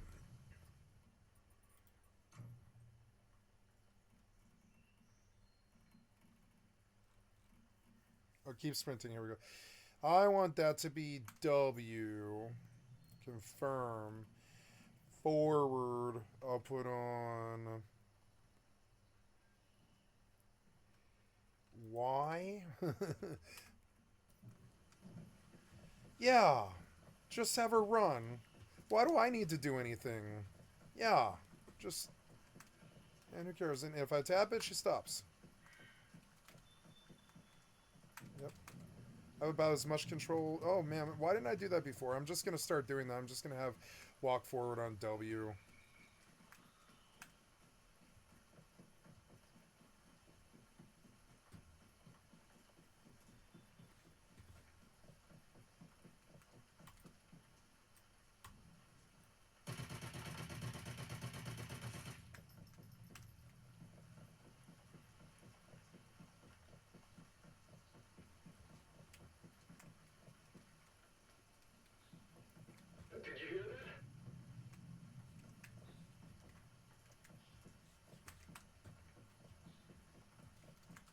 ready to eat gunpowder.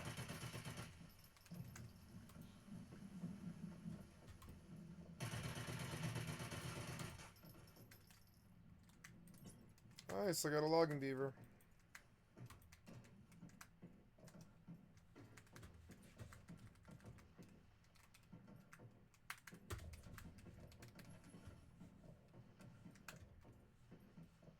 I'm gonna blow you sky high.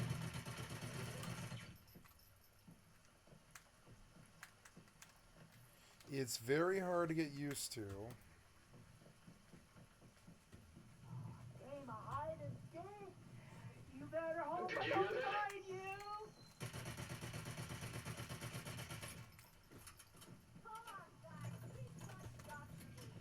Did you hear that?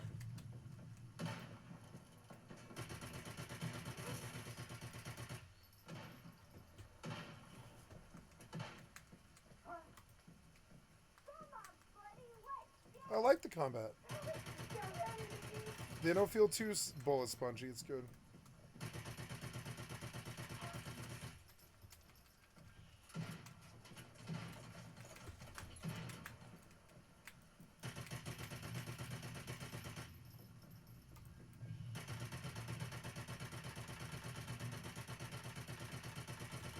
What's up with him? What's up with him? He had like 10 times the armor anybody else. What the hell was that? I'm gonna use one because I made one just for this run, but I mean I wouldn't normally do this. Ah, fuck this guy. Let's get an elevated position with cover and stuff. Ah, heal, damn it. Go. Man, fuck that guy. What's up with him? Oh, roll, roll.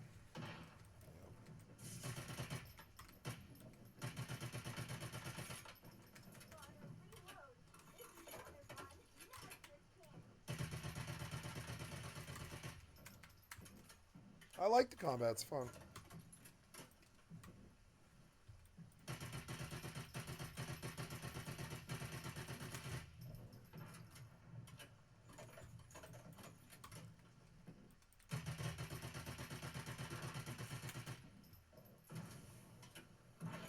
Oh no, what was that? Ah!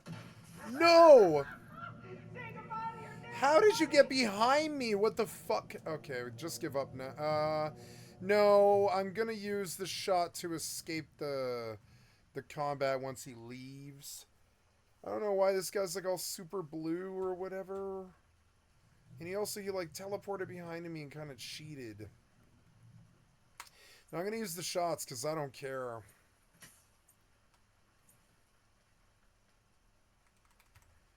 What was with that fucking guy? What was with that? Fucking asshole. I'm gonna dump like 2 fucking mags into him. Well, there's him. He was part of the problem. Maybe I can live.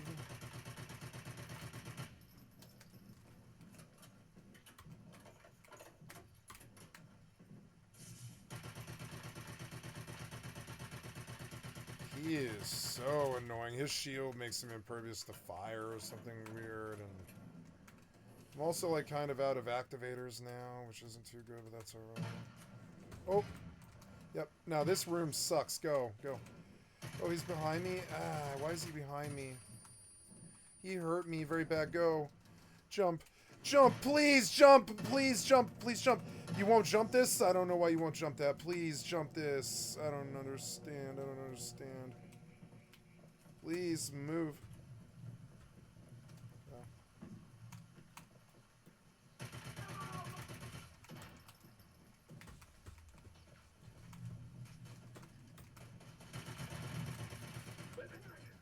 Ah.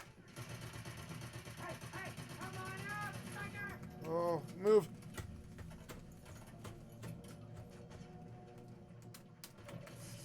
Oh.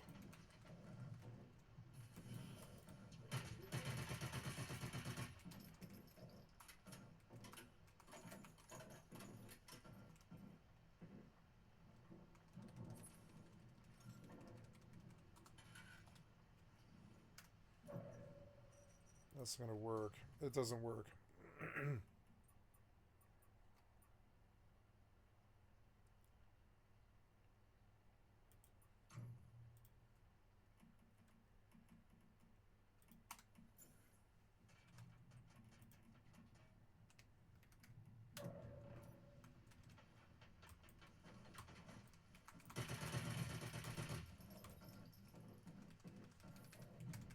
Improved explosives for some reason. Nice, at least the window's there.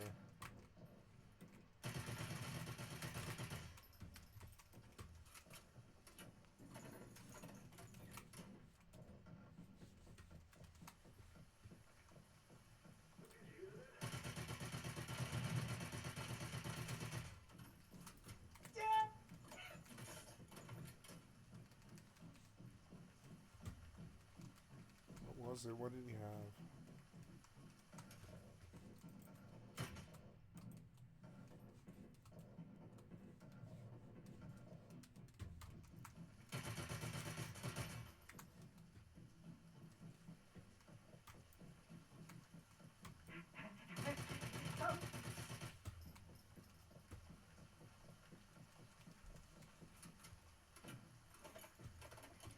Getting tired of living? Hmm?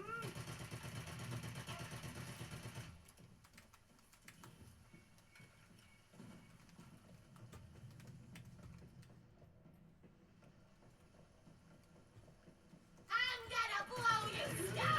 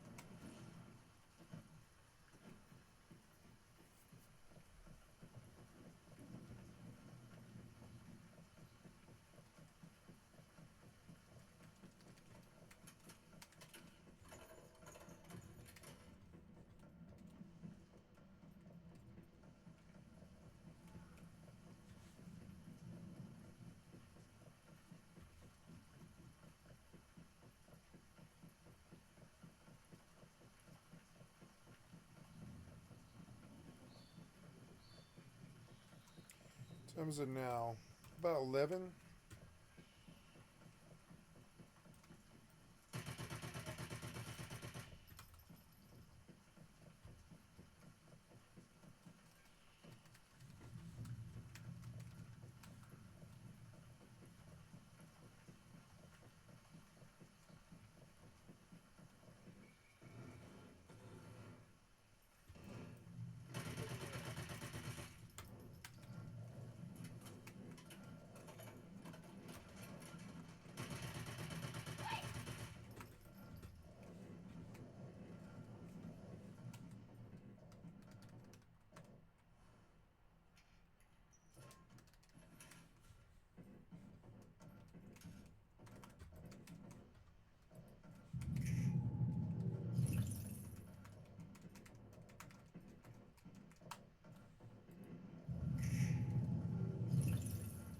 Did you hear that?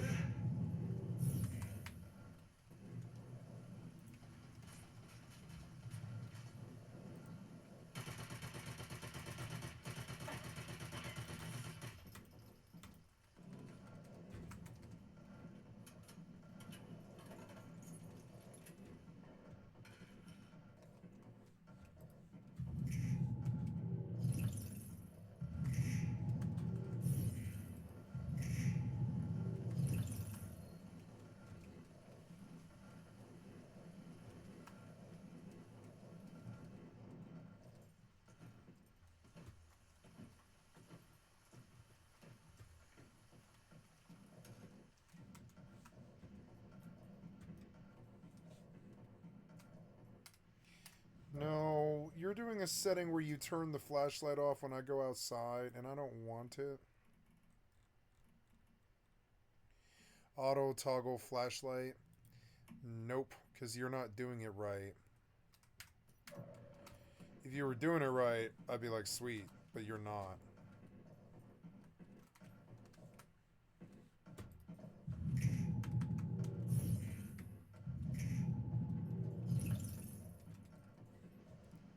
So just Just leave the flashlight on, because you can't see it when you're outside anyways.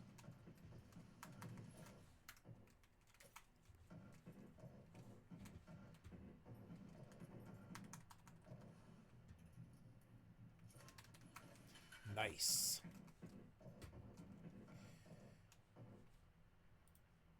Let's look at one's human hard mode. Oops.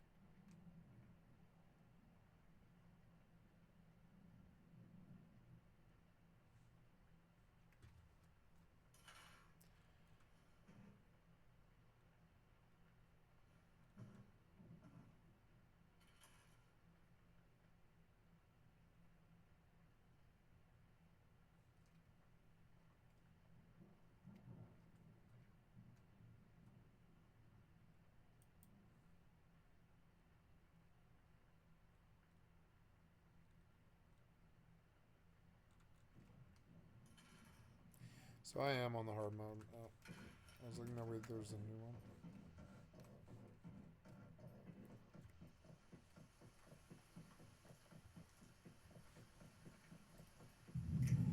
There's a ladder to the top of the gas station. I didn't see it. Did I get everything in there? Yeah, I think I did. I don't see it. Oh, no, there. No, I didn't. Here.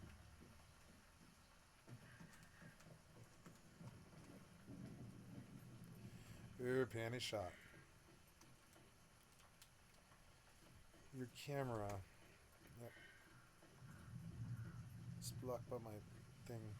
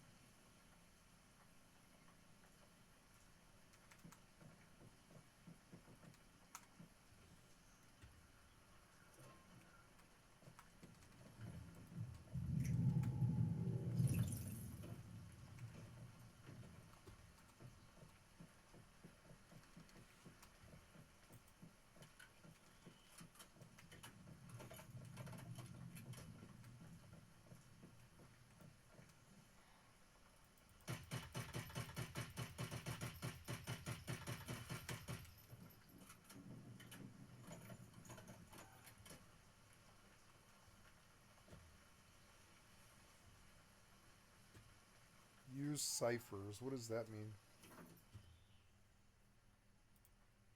Oh, I got a spec. HP recovery 10% when craft activator sniper +1. Chainsaw durability cap, chainsaw attack speed, and chainsaw melee damage.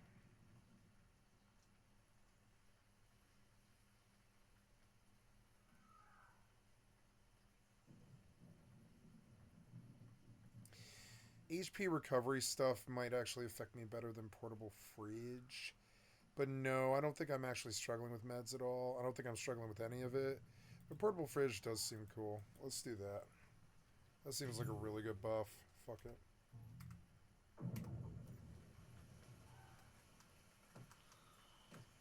That way I can always like make food and stuff.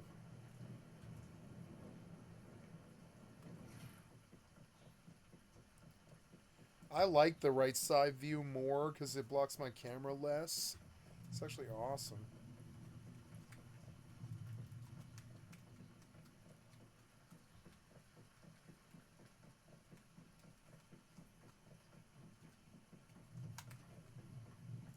You can really see targets. Did you hear that?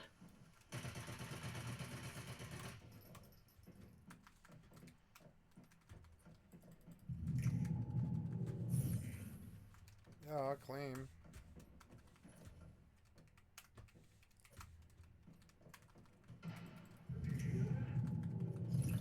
Gourmet recipe.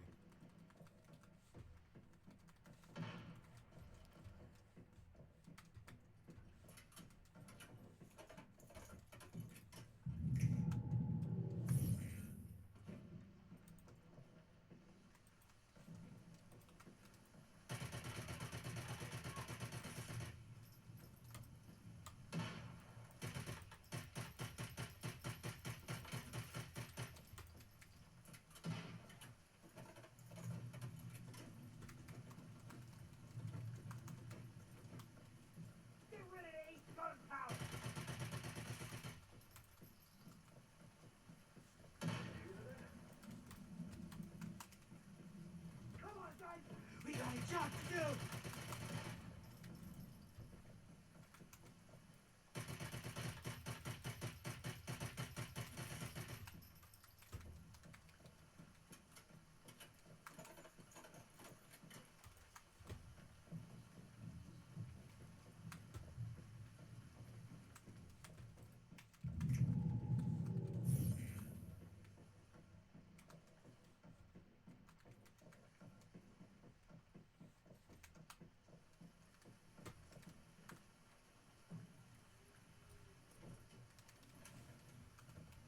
Sweeping robot.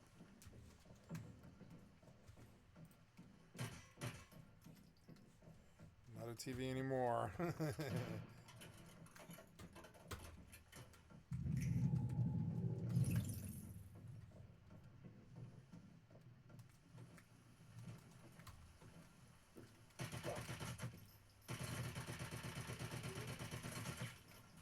Oh.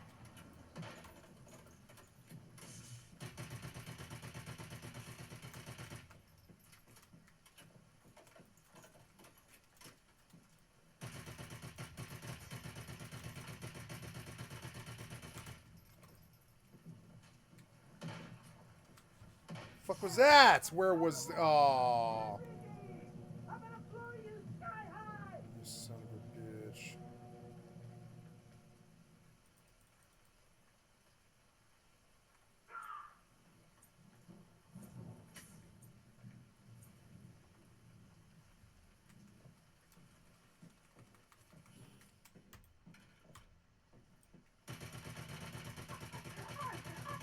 Yeah.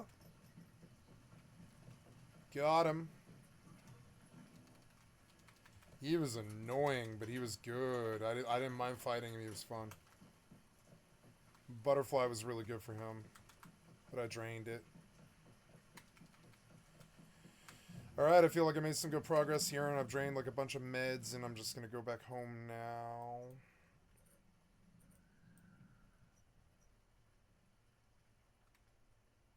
You can only teleport via teleportation towers when carrying chaotic cortex.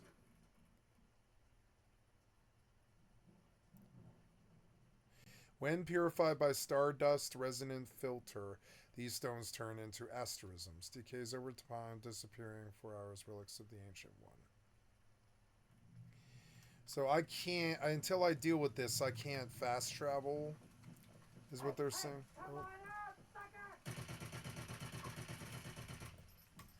Oh, didn't like some loot fall? Oh well, I think I got everything. Let's just leave. I used 3 rebirths, and that's not too good. Did you hear that? And they're like respawning.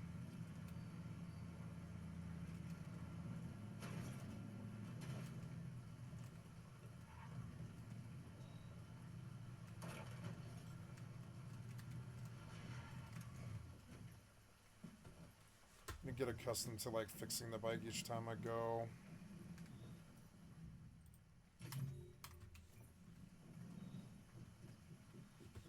I don't want that bike blowing up, it's expensive. It's nice that it's raining, but I wonder if these are working. Yeah, they are. Okay. Now, sure. Let's go shred everything. Ah, good, a full inventory. Always looks good. Metal scraps, carbon fiber, rubber, 39 of it, electric, good. Hopefully I got enough for a solar panel now, hopefully. Let's see if I can slap that down. Oh good, I can! Yay. So, let's tuck you in somewhere. Yeah, like right there. Yep. Cool, cool. And then we wire, I'm gonna attach wire, and I'm gonna run it to attach. I'm gonna take wire, and I'm gonna attach wire to attach. Attach.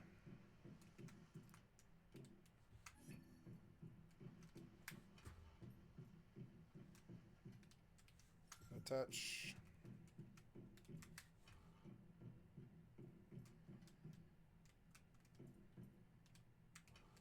Touch. 1, 2, 3, 4, 5. Good. They've got wattage.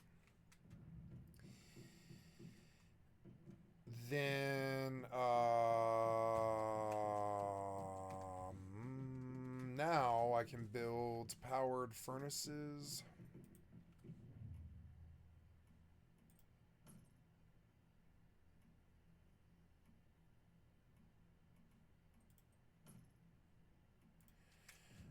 I need a storage crate to store all this crap.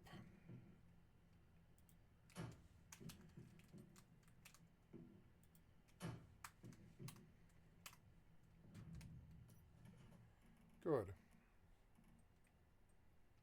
I suppose I should just merge on everything.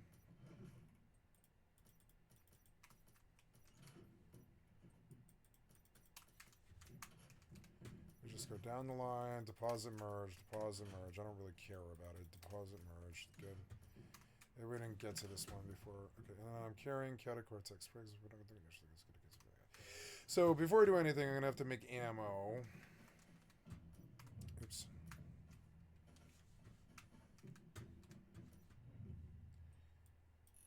Charcoal.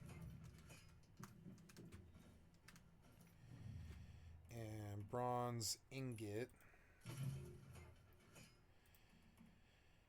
And copper ingot, I guess. Wait, am I making bronze or copper bullets? I can't remember. I'm making copper SMG. Can I upgrade bullets now? That will be a good thing. Let's do journey. Good. Meat something or another. What was this? Oh, deplete mood to restore deviant power. Oh, deplete mood. Oh yeah. So. Oh, good. My butterfly is full. Okay, good. Can I make more of these yet? Limit reached. Ugh. Well. Let's go look at the journey. Claim rewards. Yeah. Electrician. Build an intermediate stove.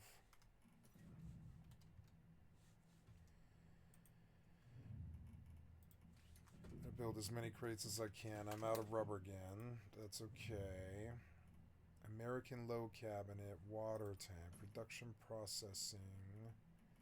Small refinery facility slowly converts portable mixed fuel into barrel premium fuel. Let's go put that upstairs. I should fix this, kind of.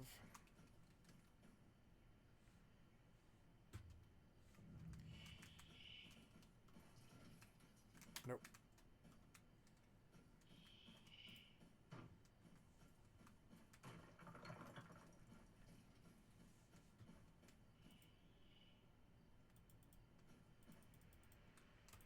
So let's do foundation out, I guess, around now.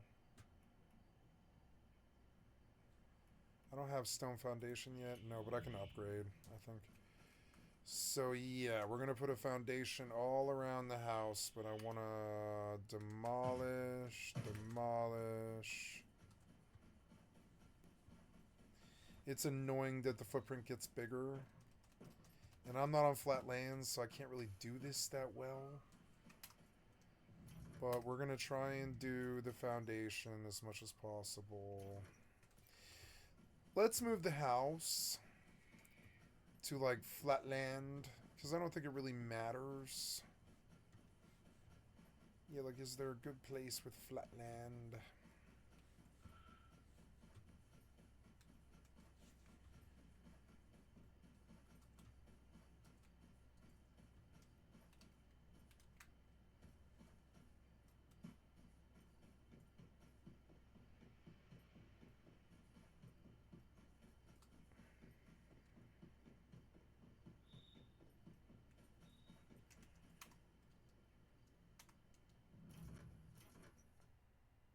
Yeah, like, I'm down, and I don't... Ooh, what's that?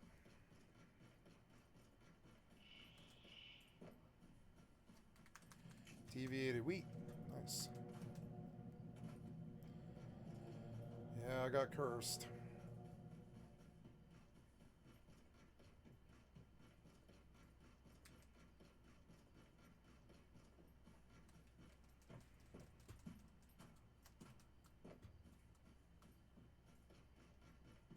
You can build right up to the monument, huh?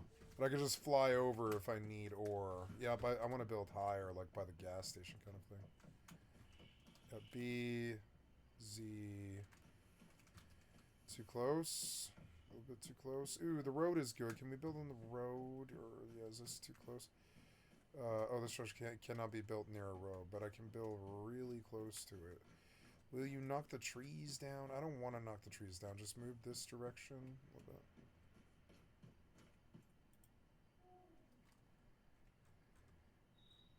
I want to raise it as much as possible. Oops.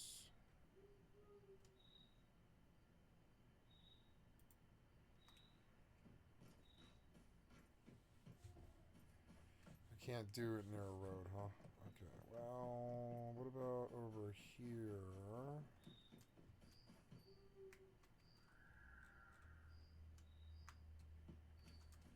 I had it for a second.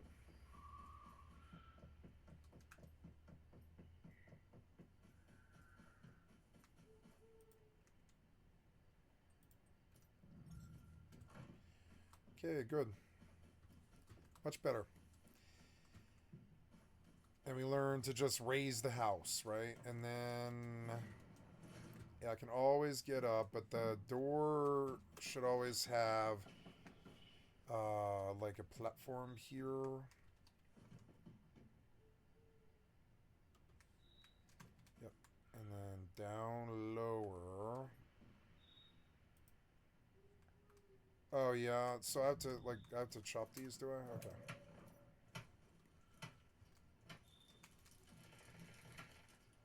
God, the game's beautiful on Ultra, and it's running better, too. It's running better on Ultra than it did on Low. It's weird. Game looks good. Game's really beautiful. Look at that fucking moon and all the stars and everything. They even worked on the stars better than most games.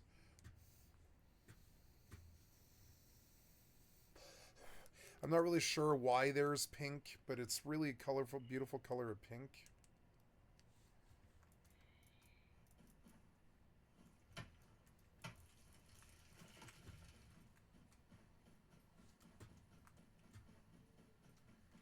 Yeah, and then that way I can always elevate it. I can always elevate it. So we will. Or well, I'm gonna build, but I'm gonna do this lower.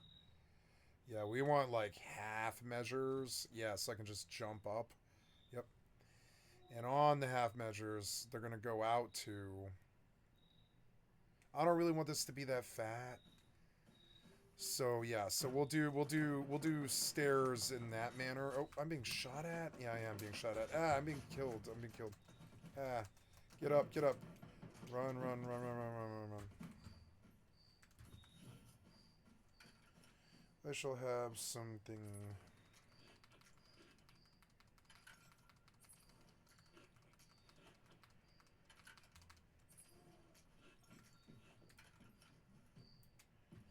Where are you, fucker? Oh.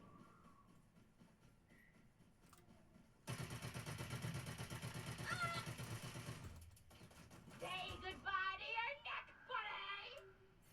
Okay. I dropped my torch. No. Oh, you have half an hour to get to your body? I like that.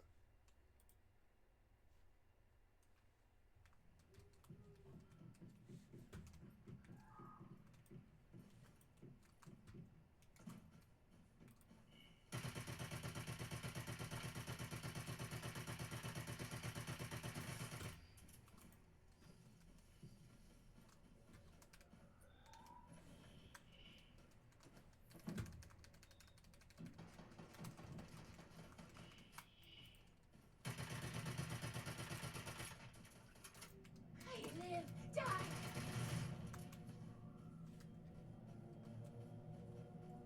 They're kind of annoying. Ooh, potatoes.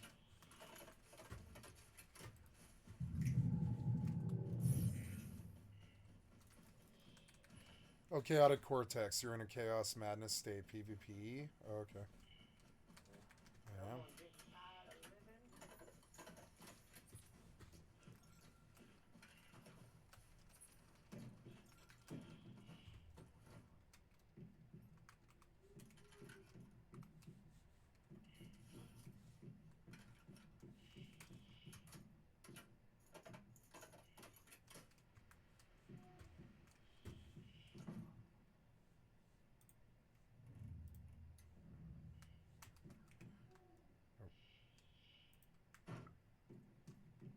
it. Just chop these.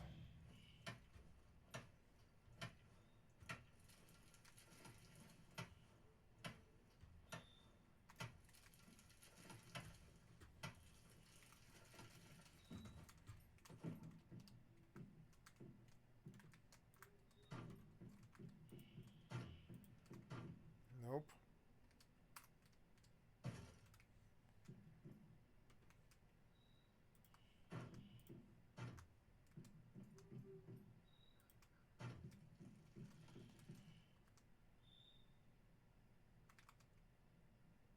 Okay, I can enter flight mode. Oh, I can. Look, that's much, much better. But I'll have to break the trees. God damn it.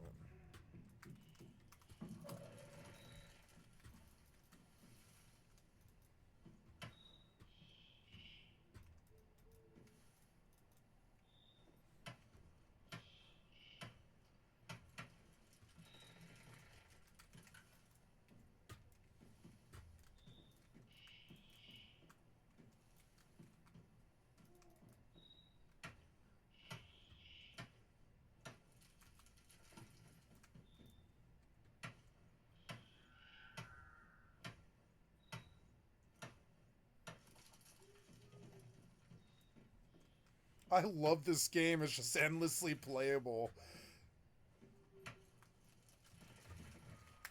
It raised the bar quite a bit for me. From graphics to, like, you know, to worlds, to travel, and, you know, mounts and all this stuff. This game's so good. Nope. God damn it. Nope. Nope.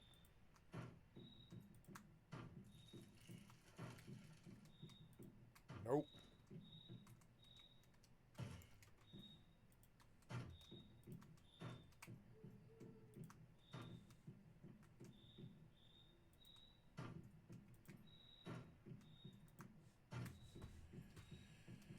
Yep. I love my house, and now I can just expand. I have all the room I need to expand. I can always just do it. Let's go spend some thingies.